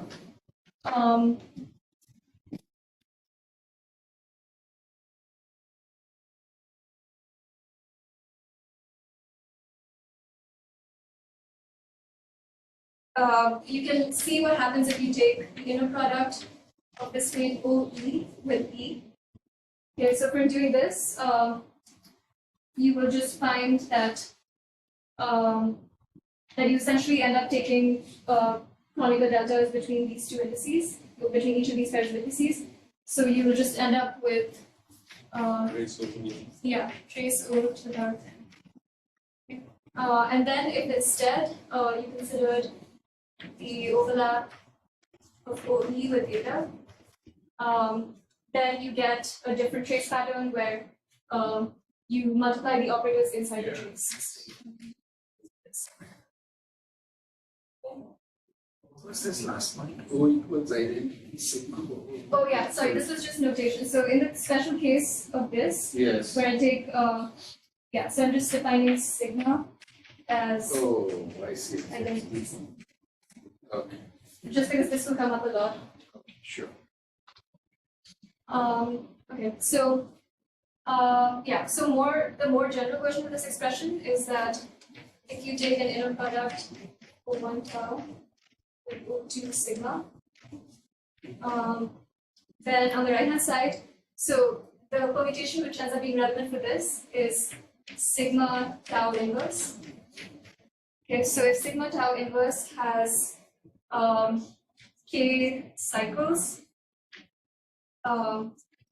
which have lengths n1 to nk in that cycle notation, which I wrote down before, then this expression will involve some traces.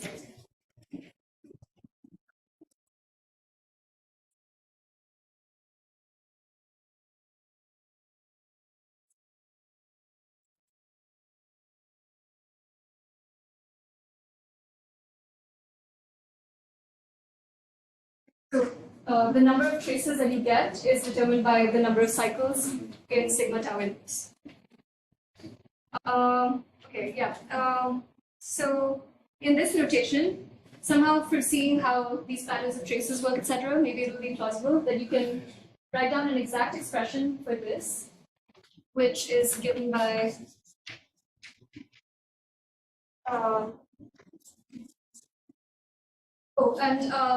and I defined these in terms of basis for the full system, but I could also have defined the states on some subsystem A or A bar using a basis for that subsystem. So in the nth and the entropy, the thing that appears is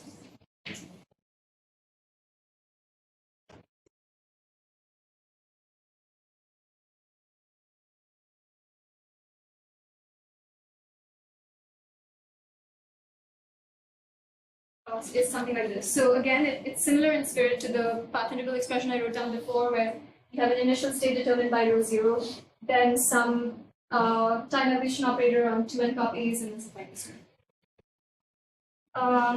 Okay, so this was all exact so far. So Zn A is what was it? What we would normally call trace Yeah. O A to the power n. Yeah, exactly. And you're saying, no, I'm just making sure that that Yeah. can also be computed. Yeah. Yeah, but so far I haven't made any approximation. This is just Yeah, rewriting. these are switch statements. Okay. So E was the E element on the full square, on A plus A bar. No. This is so this should be thought of as just being the identity, the state associated with the identity on A bar. And that E then on the right hand side. Oh yeah, this one, yes. Question: is there anywhere the sum of these type of item getting placed there? It's in a product, so all that indices are found. Yeah, they're all distinct indices. There's no sum.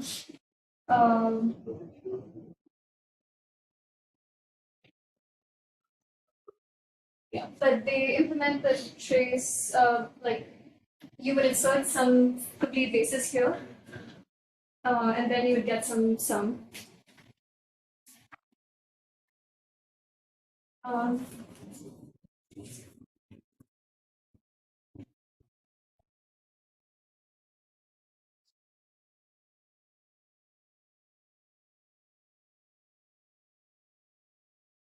Okay, so now we try to actually make some approximation for this expression, and we'll use what we kept in mind before. That So we have- this was just rewriting that pattern of contractions. Yeah, exactly.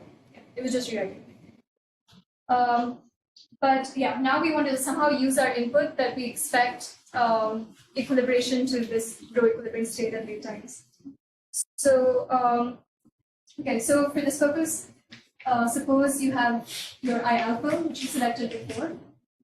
You can now consider the set of states I alpha sigma, defined like I said before, and you can do this for all sigma and Sn. I'm sorry, just to make sure. On the left hand side here, that's identity times E. You define the state with an operator and a permutation. And when you don't write an operator, that's identity. Yes. Yeah. Fine with Fine, fine. Yeah, I just did it. Okay, so yeah, and in this case, I'm considering not the actual identity operator, but this effective identity operator. Yeah, so for the future, it will be useful to notice what the inner products of these things look like. So if I look at the inner product of I alpha sigma with I alpha tau, then using this expression, I end up getting some product of partition functions. So I get Sorry, I understood. What was I alpha only active in the subspace? Was that? no, I alpha acts on the whole system. So this was the different choices. So for instance, I could have chosen it to be the identity operator on the whole system. Oh, okay, yeah, those three choices. Yeah. Yeah, sorry, there's a lot of notation, but for No, it's instance, fine, it's fine. I get it. yeah, in the generic case, you can just imagine it's in the 9th state of H. So what did alpha stand for? It's dimension. No, it was just three choices. Oh, If I- Yeah. Well, that alpha one was, and of the identity. yeah, it could either be one or yeah.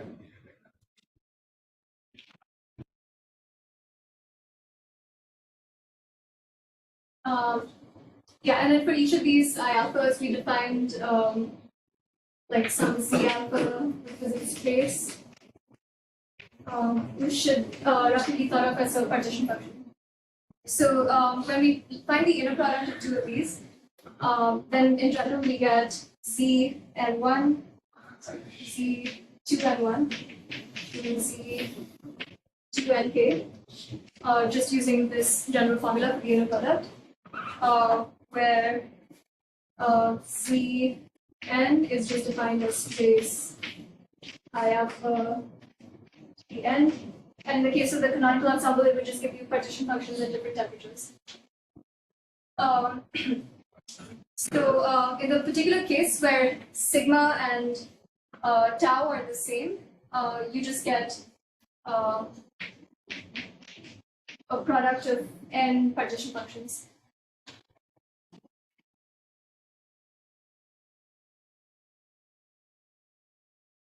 Okay. So now, Sorry. yeah. Should be Z2 to the power n.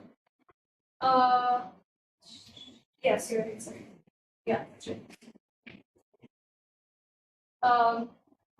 Good. So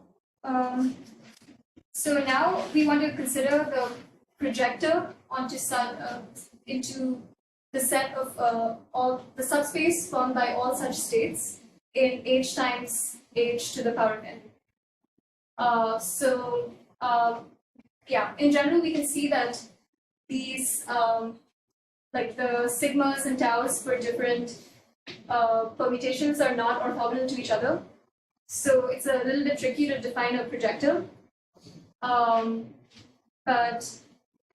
you can write down some explicit expressions in terms of these inner products.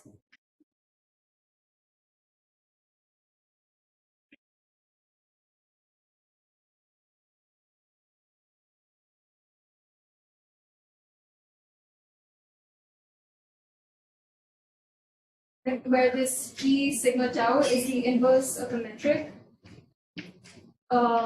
which I define in this way.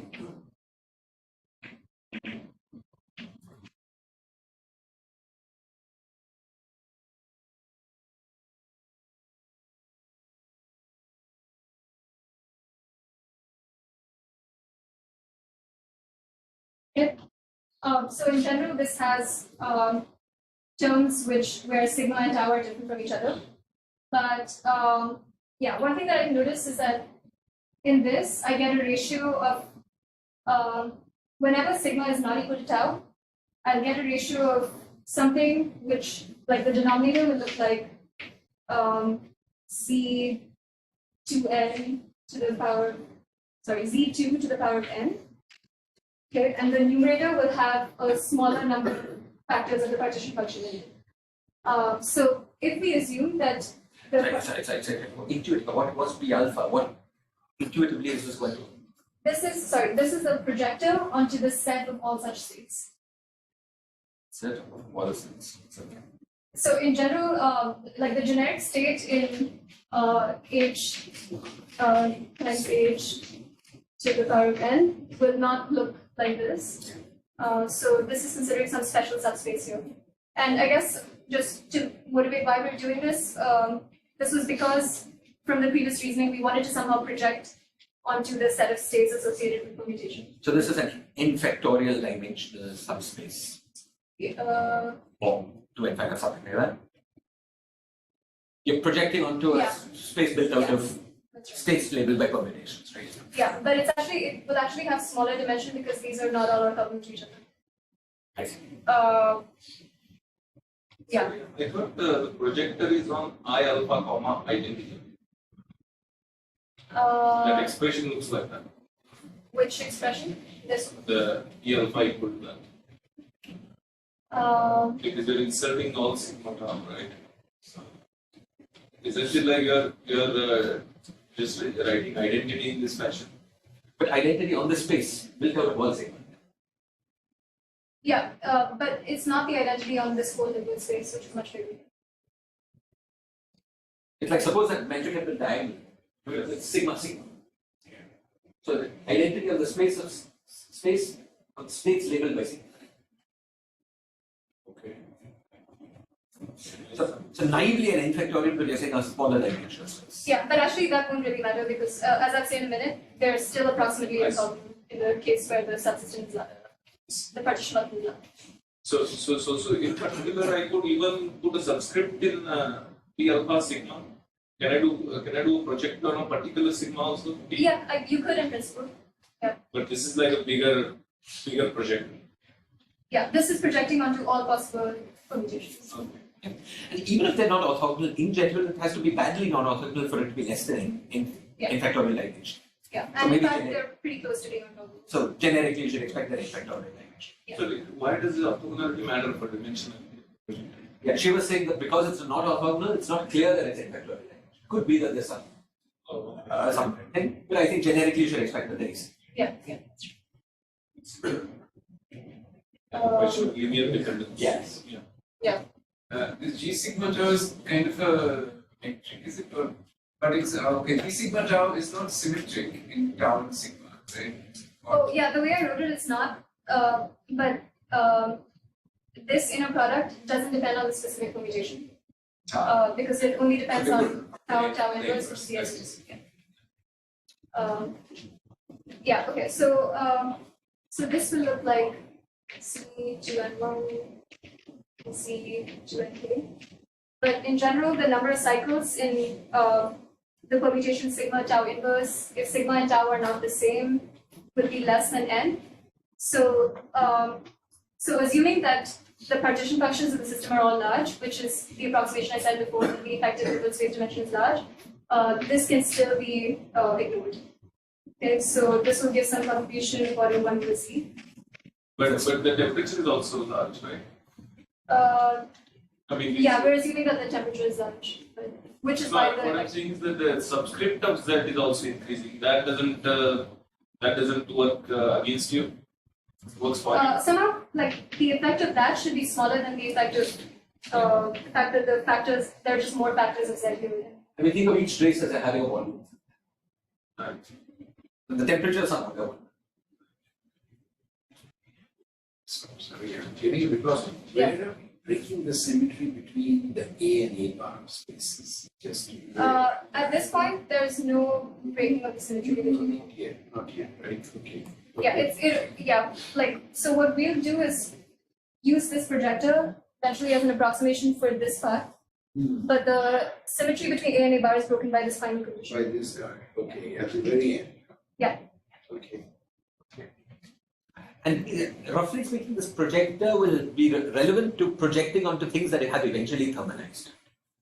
Yeah, to the contribution of the thermalizing part. Right. So if we started with thermal equilibrium, it would be the same as just putting these projectors. Yeah. Yeah, but for that, like if you started with some mixed state, then you have to do some steps of this approximation to do. So I didn't understand it. I mean, why is this equilibrium projecting on? Because I alpha is the equilibrium density. So instead of rho, here she was doing everything with rho naught. But if U evolves on rho naught, we expect it to become sort of like I alpha. Yeah. But then this equilibrated Hilbert space is much smaller in the big Hilbert space. Some n factorial. N factorial is also because she's doing some fiction, like these n copies. It's just one state. Okay. Right. It's equivalent. Fine. Yeah, some of this n factorial is not related to the actual. Yeah, it's the replica. Yes. So. Sorry, can you please repeat why in the last step you lower this? Yeah. So I ignore it for cases where sigma is not equal to tau, because in that case, the number of factors of Z which appear here will be the number of cycles in sigma tau inverse, and sigma tau inverse is only equal to the identity if sigma is equal to tau, and any other permutation will have fewer cycles. But here I have Z2 to the power of n.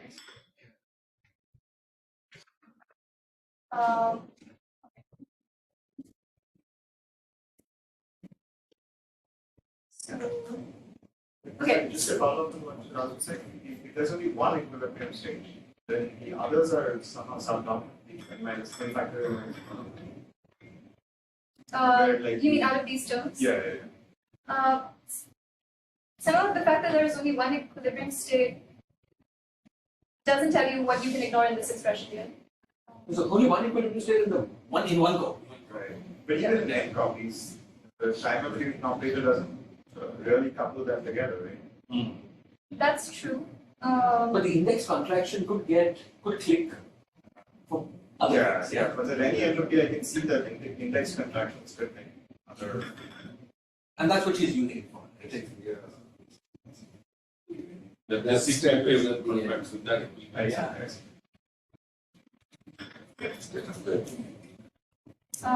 So this fact that I just mentioned allows us to simplify this expression a little bit at this point, where you just replace this with just the Kronecker delta between sigma and tau. So instead we end up with this overall sigma of this. Okay. Wait, you mean this plus corrections? This Yeah, is so this is this plus order. Order 1 over z squared, or 1 over z. Yeah, that would probably let up being z squared. No, I think that Again, because the next star is all one cycles and only one transposition. So that is one factor of that. Oh yeah, correct. Yes, thanks. yeah. Okay. So the n equals for n, this would be order 1 over n squared. Oh no, e to the power minus. I see. E to the power minus. E to the power minus. Very sense. Yeah, thank you. Yeah. Okay. So I just erased this expression, but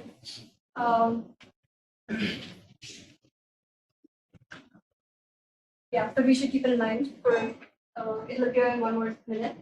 But anyway, so we define this projector, and now we can also define some orthogonal projectors such that P plus Q is equal to the identity on n copies of the Hilbert space. And then we can just insert that into the exact expression that we had before. So we just insert the identity on both sides. Sorry, I was spacing out. What is P? What is Q? Sorry, P, P is this projector. is that thing. Here. And then I just define some Q, which is the orthogonal projector. Ah. So that when I add them, then I just get the identity of the whole thing. Okay. And then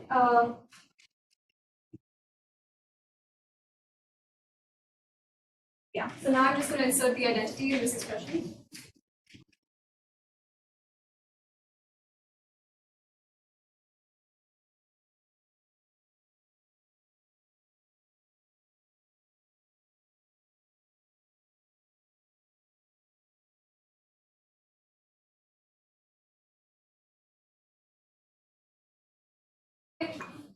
And then I also have the useful fact that, so whatever I alpha I chose was invariant under U, the time evolution of the system.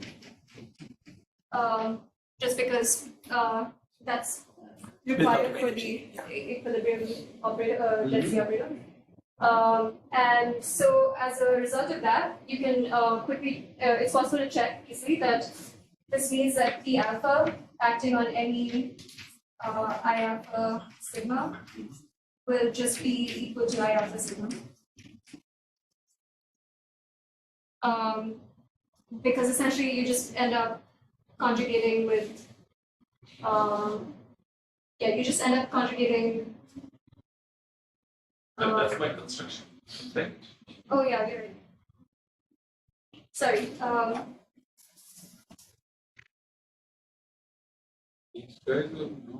Yeah. Sorry. Yeah. Okay. Yeah, sorry, the statement I wanted to make was that U times U dagger raised to the power of n acting on I alpha sigma is equal to I alpha sigma. So the thing that appeared in your original construction with the rho. Yeah, this thing acting on so because of this acting on P alpha will just be equal to P alpha. Your original expression had this U times U dagger, the thing you wanted to compute. Yeah. U times U dagger acting on rho sigma, right? Yeah. So once that rho becomes I, nothing happens. Okay. Okay, so that means that when I expand this expression into 4 terms, in the first one I just get P alpha on both sides of U times U dagger. That's it. Okay, sorry. Yeah. So then that will give some time independent contribution, which is sort of consistent with this idea that that we had in the path integral expression that projecting onto permutations will give you some time independent contribution.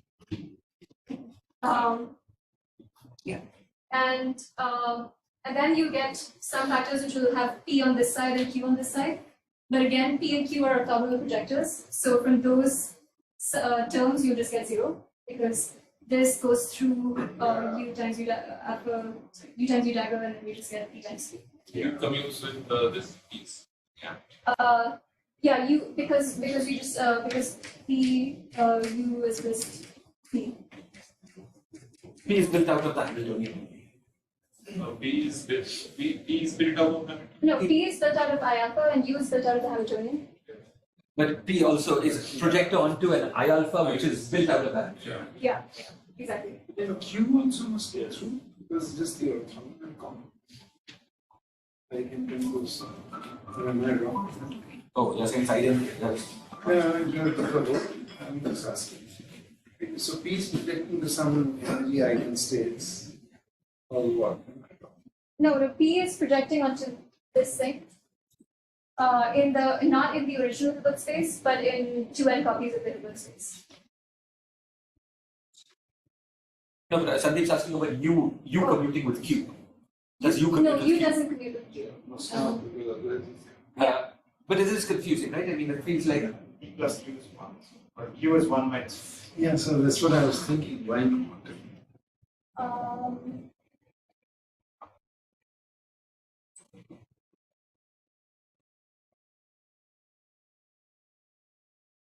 See something.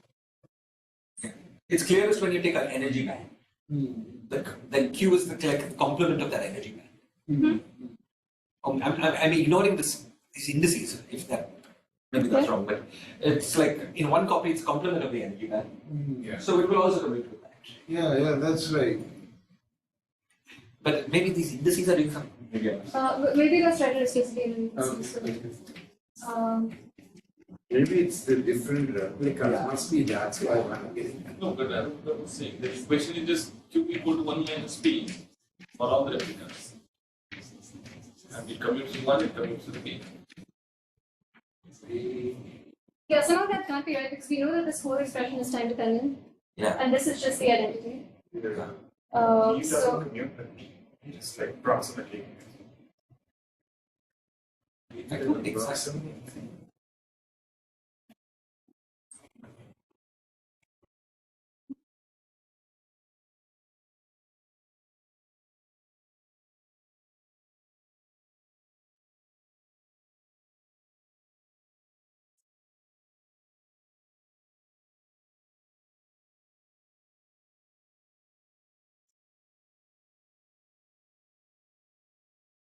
Can I ask, the P, I mean, you began by first not having the P alpha plus Qs, right? It was just It was Q one. tensor of Yeah, she's replaced one with. one with that, right? yeah. Okay. So I think even if this does commute with even if it does commute with U times U dagger to the end, you just end up with Q squared here. But then that becomes Q. But it's still something non-zero. But it probably does commute. Right? Yeah, I think it makes sense. Yeah. I see. I was thinking if it commutes, then there's no time. Okay, that's too simple. Yeah. So it commutes through, but it gives something interesting. But that's a good point. I hadn't thought of. Yeah, it was. Yeah. Okay. For that, you use the property. Can you hear me? Yeah, if it commutes with Q, then it will simply become P plus Q, which is identity again. Time dependence on Yeah, I think she's saying, yeah, that is true. But I put in identity for some purpose because I'm going to rearrange things like that. What was the question? Yeah, I just want to divide it into two contributions. One of which is clearly independent of time, and one which is time dependent. So in the second term, the U and U dagger are there. There's nothing you can do to get rid of No. But why? How did you get rid of them the first time? Yeah, so in the first term I got rid of them because yeah, so here I had the alpha. In the end, but I didn't just use the fact that they commute, I used the fact that this acting on this is actually equal to Some the identity. That's You use the fact that what acting on what? Sorry. that this acting on u times u dagger to the n, or the other way around. gives you that feel. This is just equal to the n. You use niceness of P alpha subspace. In saying this, I use the fact that I use the fact that u dagger is equal to n. Did you just take that statement there and multiply by P on the right side and then you get Sorry? To P alpha, the fact that P alpha commutes with U. Yeah. So P alpha. Oh, sorry. Now U is gone, right? Yeah. Then we have to use that. Yeah, so the main thing I wanted to do is just get rid of U in this part. Yeah, and then so at this point, the approximation that we make will be that this time dependent part is something which can be ignored at real time. Is the main point that P is projecting on a one-dimensional space. So in a one-dimensional space, there's no non-trivial time dependence. But if you had a two or higher dimensional space, you could have phases that don't cancel left and right. So in what sense is it projecting on a one-dimensional space? In the physical system, there's just one equilibrium, Yeah. one equilibrium state. Mhm. Maybe I'm saying wrong. No, but like if it's e to the minus beta, It's not one dimensional. It's one dimensional. Yeah. But it's still diagonal versus off that. You know, the D alpha guys Yeah. is projecting onto. No, actually, even if I had kept the off-diagonal guys in this, like the sigma and tau terms, Yeah. all I'm using here is that U times U dagger acting on I alpha sigma would end up, if I write it out, then I'll end up getting a product of things which look like U I alpha U dagger and so on. So then this will just end up giving me back I alpha. So I think that is the main physical input here, that we've chosen the equilibrium density operator to be something which commutes to the Hamiltonian. But I still intuitively, the question Sandeep asked, if projector onto this equilibrium commutes with the Hamiltonian, projector onto the complement also does. So I'm trying to understand where, just intuitively, why one term became time independent, the other did not. No, but in this case, the fact that this commutes with the Hamiltonian resulted in this just going away completely. Yes. And why did it go away in this term and not in the other?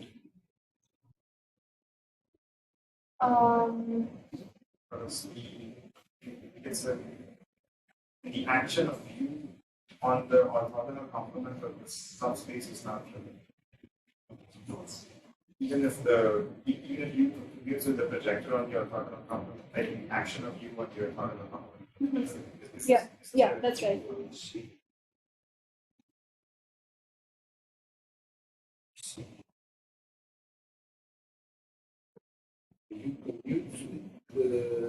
since again just I one. was just thinking that even if it is true that U commutes with Q, Yes. the action of U on the orthogonal complement is not true.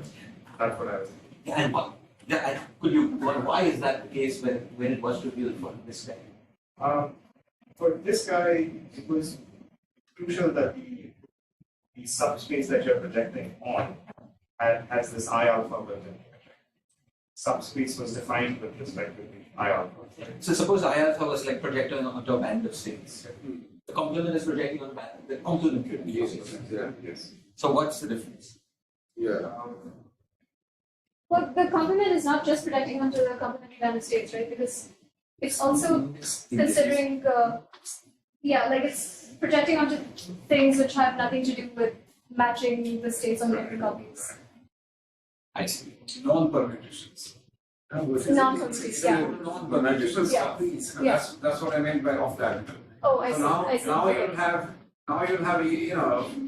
Hamiltonians which will have non-trivial time dependencies because it's off-diagonal. It's permutation versus non-permutation. Yeah. What do you mean non-permutation? Meaning that now in the path integral, she is including things in which phi 1 is not equal to phi 2 prime, or phi 1 is not equal to phi 1 prime. Now there is a non-trivial time development of those things, and typically by some randomness argument, it will go as exponentially. Yeah. Now, another way to say this is that the P alpha subspace is like products of thermophile double like states. Okay, right? And the orthogonal complement is like off diagonal state. What do you mean off diagonal? Like it's not necessary that E1 it's like E1, E2, E3, and so on. Whereas the P alpha subspace is like E bar, E bar. I see, I see, I see, I see. So they cancel out. Yeah. U and U dagger cancel. Yeah. On P, On P alpha. I see. but not on. Okay, because if these multiple copies, Yes. okay, the P alpha is choosing very carefully. It's correlated. It's one dimensional in the space of density matrices. Whereas the complement is infinite dimensional space. Exactly. Okay. Yeah. Another thing to notice is that there are two things, right? I mean, this P plus Q is, I mean, P is projected on H tensor H to the power n space. Okay, so in that space, of course, P commutes with U dagger U, U tensor U dagger, and also Q commutes with that. But now you use this U commuting with it. It's a different statement there. You say then you commuting with I alpha as a single copy. That's a single copy statement there. Sorry. you will also compute with I minus I. I'm answering. I minus I. Yeah. But I think the key thing is that like Q is not I minus I of It's not that, yeah. It's not that. It's just everything in this H tensor and I is identity of the computation. Yeah. Okay, good. Yeah. So yeah. So then the approximation that we want to make in this expression is that we can just ignore this time-dependent part at late times, because somehow the contributions in it should just roughly cancel out. And then we treat this part that's left as the approximation for this Zn. So Shreya, in this argument that this off-diagonal guys drop out, like the non-permutation guys drop out. Yeah. There is some statement about randomness of matrix elements or some such thing is going in, right? Because Yeah. Yeah, exactly. So this is motivated by considering the case where you can just take U to be a Hahn-Random unitary. And in that case, if you consider the average of this quantity over random unitary U's, then you just get exactly this. Normally, I would expect structures like AMN e to the power minus I, EM minus EN times T, right? And I need to say something about, some matrix element, let's say AMN, and e to the power minus the T times EM minus EN. That would be the structure generally when you have non-permutation stuff, because going in and out are not cancelling. You mean if I were to expand this as I will expect the kind of stuff that you get in this. Yeah. So that's actually one way of seeing the. Yeah, actually, it's good that you brought that up. So if if I were to expand these U's in the energy eigenbasis, then I would get some sum which looks like e to the I, the. Yeah, fine, that's fine.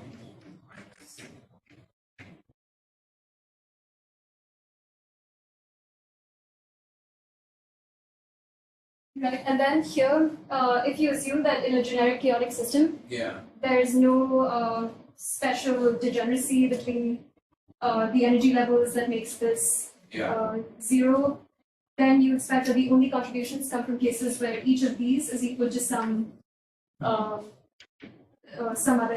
one of these energies. That's right. But these, in the sum there are prefactors which would involve matrix elements downstairs, not in the exponent. And there is some statement about the fact that the system is a chaotic system and stuff like that. That goes into some assumption about those matrix elements typically. I see. Otherwise, you are making a statement that at long times, whenever the energy exponents do not match, there's a destructive interference of those terms.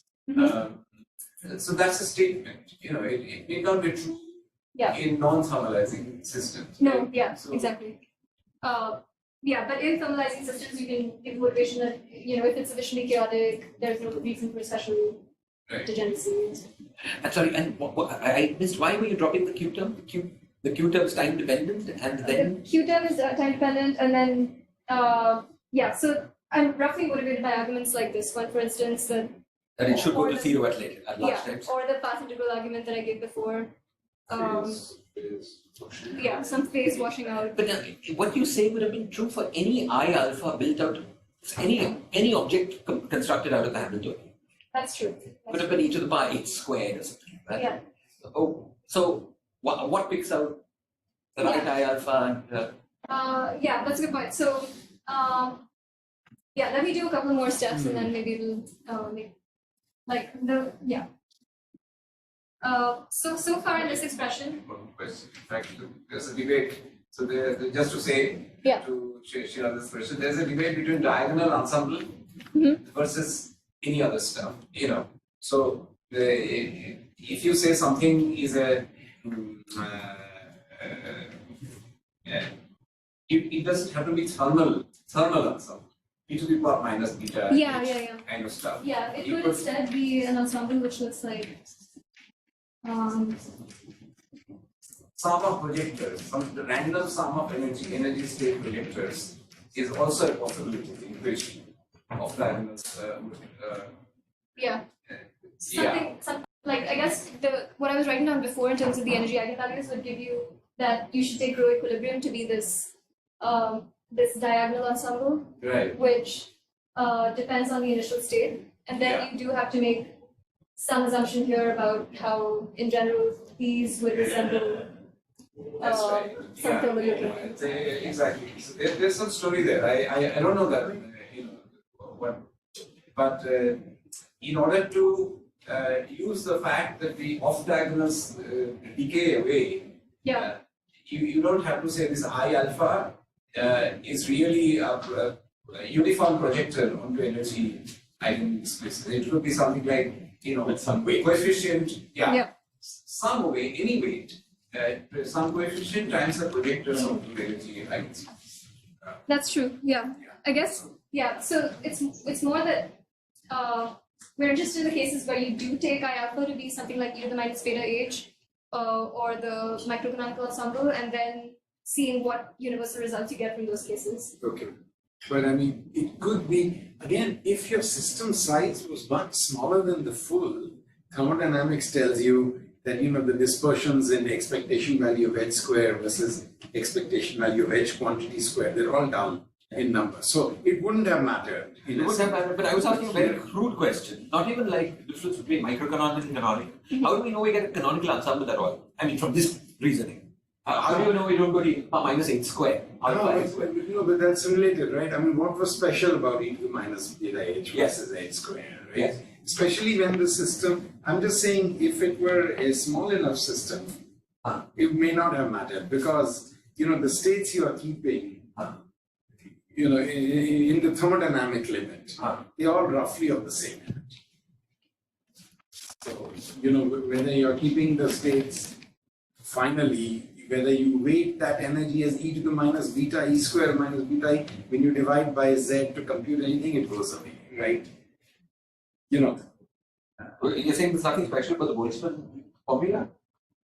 Because the microcanonical and canonical give the same answer, right? Right. And why does that happen? And the point is you're keeping only one energy. Now that e to the minus beta e is some common number, right? So now you say, okay, I'll keep e to the minus beta e square. Okay, another common number, doesn't matter. But I mean, your question is well taken because you are interested in applying it when the system size becomes order the total number, right? Yeah. Then it should make a difference, isn't it? I mean, Yeah. I thought that was should have. Yeah. Maybe I can write down one more thing which might help with that a little bit. So let's just do a few more steps in this approximation. Just to understand, what's Yeah. the error here? So to estimate, one thing you can do to estimate the error in doing this is to consider the quantity C and A T squared.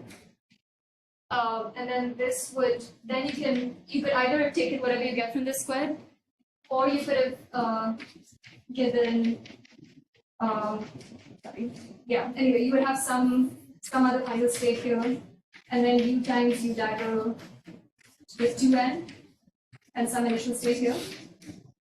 And then you can apply the this equilibrium approximation to this quantity in terms of permutations in S2n. And then you can look at the difference between this and yeah. So essentially, it's kind of like considering a variance. Yeah, and that is of order 1 over z. And yeah, the motivation for this is it does come from the case where you just take u to be a Hahn unitary, in which case this is the average answer, and then the fluctuations are suppressed in the dimension. Right. It doesn't depend on n. Sorry? Does it not depend on the saturation? It should not depend on the like. I guess we're assuming that. Yeah, I mean the q part should be time dependent. No, I'm talking about the fluctuations. When they become small, will that depend on n? On n? On small n. On small n. If I'm computing, let's say, NFNE into the n, and it's very large. I think independently of n, they look like 1 over z. So are there any entities which saturate almost at the same time?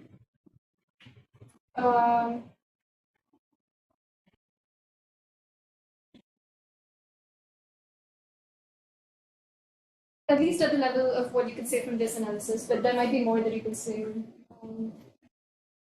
from actually looking at the local structure. Like here, we're not using anything about the actual local structure of U. Okay. Okay.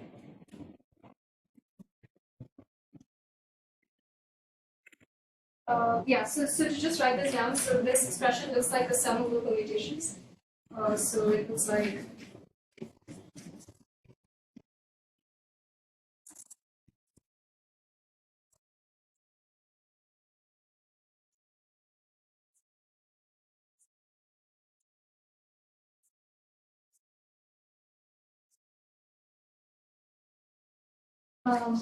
but one thing you can notice is that in this expression, I haven't yet done what I said I would do, which is that the dependence on rho 0 would go away.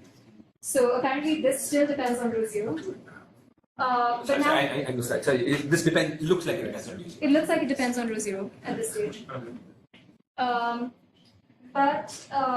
Yeah, but okay, so now I can use that inner product formula that I had before. And for the case of like, recall that I said that rho 0 was just some pure state. So for that, in the expression I wrote down for such an inner product, this just becomes, I can just replace this with psi 0, I alpha, psi 0 to the power of n, independently of tau. Okay? So I still have this factor, which seems to depend on rho 0. But in particular, I can consider the n equal to 1 case of this expression. But for n equal to 1, this is just equal to trace of rho, which is equal to 1. Okay, so so I should have that 1 is equal to 1 over z2 times, this would just become trace of I alpha for n equal to 1, because eta and e are the same. So I get z1 times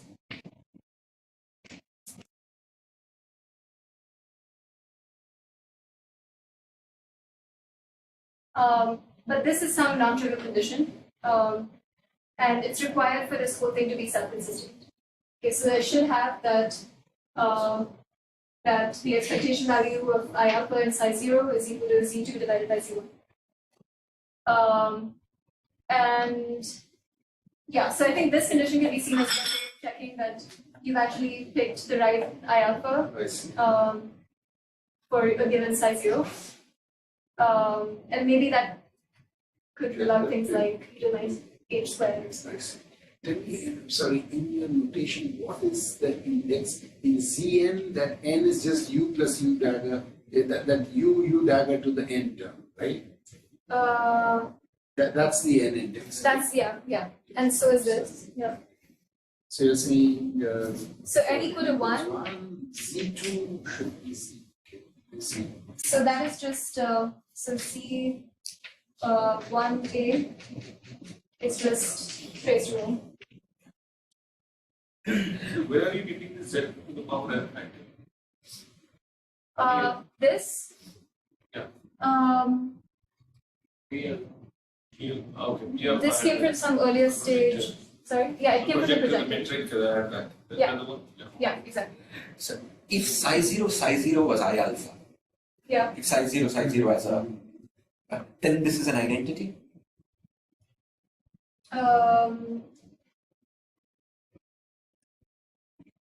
So in that case, you mean if I had trace I alpha as well? Yeah. Yeah, so this is where I was saying that you need to do something different if you have an initial mix state. Yeah, so this doesn't seem to make sense, right? Because of the it's Z1. 1 is equal to 1. But I think, yeah, but also this would not be true in that case. Because like in the expression that I started with, I had things which looked like trace rho 0, I alpha to the n1, and so on, and some product of these. And this only becomes equal to this in a special case where it's a pure state. So for this case, I need to, I do also have some self-consistency condition in this case, but it looks different. I'm trying to understand what that self-consistency condition means. Oh yeah, I wouldn't have one on the left-hand side in that case, right? Because I would have trace of rho 0. Okay, no, but let's go back to the case where it was a pure state. Okay. I want to understand physically what it means. Yeah. So if you could just write down the expression. So Z2 is trace, in the case that was trace e to, that was, we had e to the power minus beta h. So Z2 is trace e to the power minus 2 beta h. And Z1 is e to the power minus beta h. Yeah. So your, and I alpha is e to the power minus beta h. So we want the expectation of value of e to the power minus beta h to be e to the power, trace of e to the power minus 2 beta h by trace of e to the Yeah, power very strange condition. Okay, That's what what does it happens. Um, Strange condition.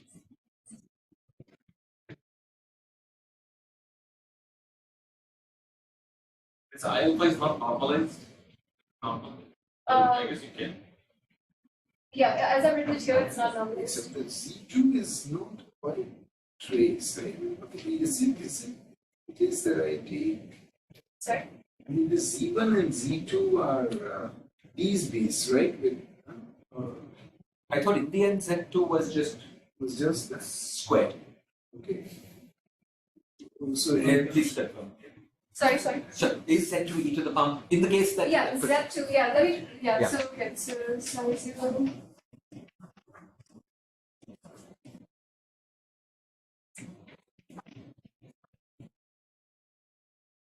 Yeah, by trace I. okay.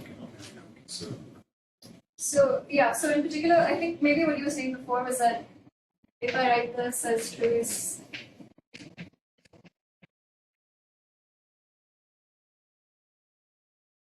then I can, this is kind of telling me that I can replace this with With the normalized, I no, alpha over Z.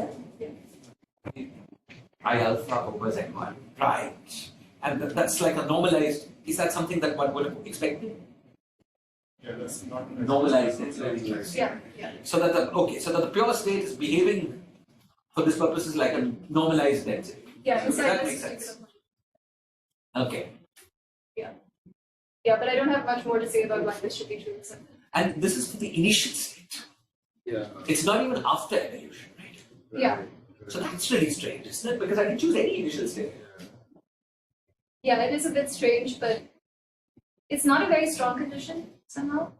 Why not? Can't I violate it? I mean, you're putting this one condition, right? How can that fit the whole state? No, but I want to know whether I can violate this condition. Let's say that we know what equilibrium we're going to go to. It's e to the power minus beta h. Can I find psi zeros that don't obey this condition?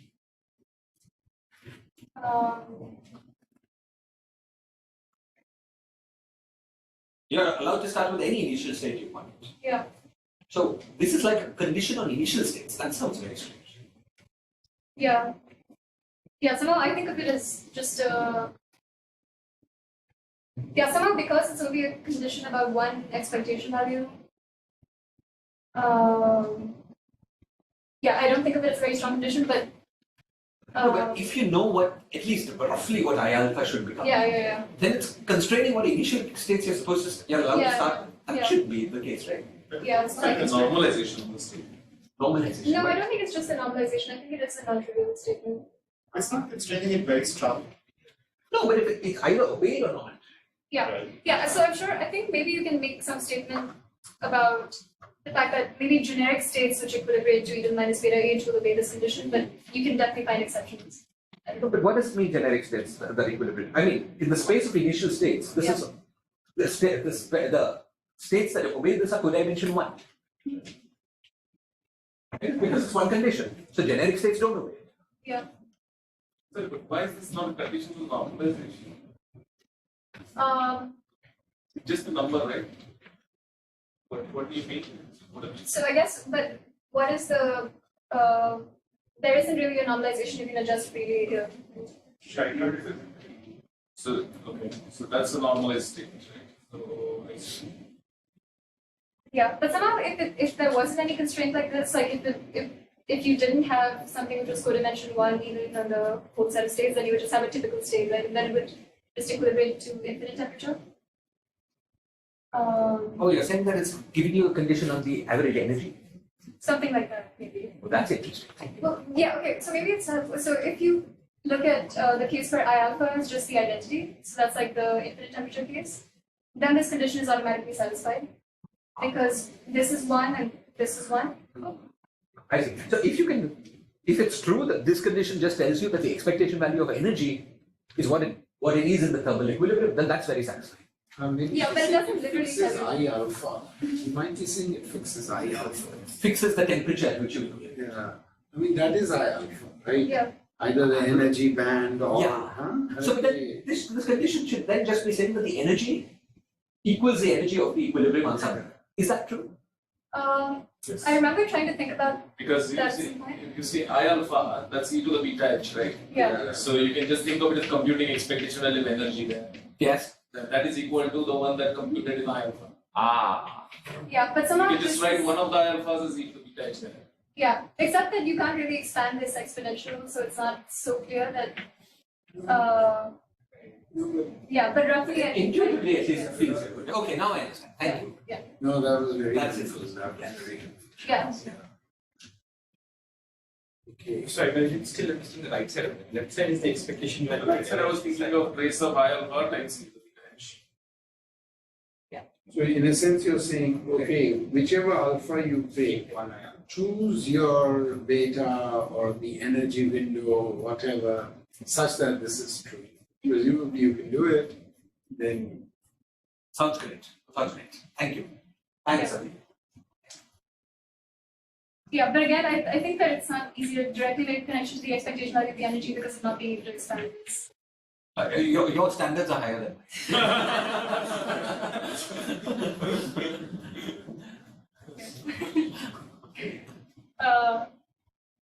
Yeah, so, yeah, but maybe that gives a little more intuition on like how to pick I alpha, etc.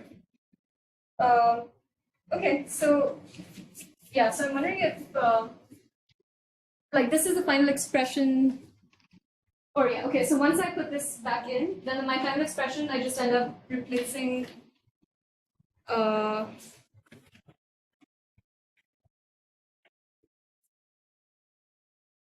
so then I just end up replacing this with Z1. And yeah, so now, as promised, the dependence on the initial state is dropped out of this expression. And I just get something which depends on the equilibrium density matrix. And essentially, because it involves this sum of permutations, it turns out to be symmetric under A going to A bar. So it obeys this unitarity condition. Yeah, I'm wondering if this is a good point to stop. And maybe like in the next lecture, I can start by discussing applications of this to replica wormholes, and then we can talk about non-asymmetric fields. This is great. Okay.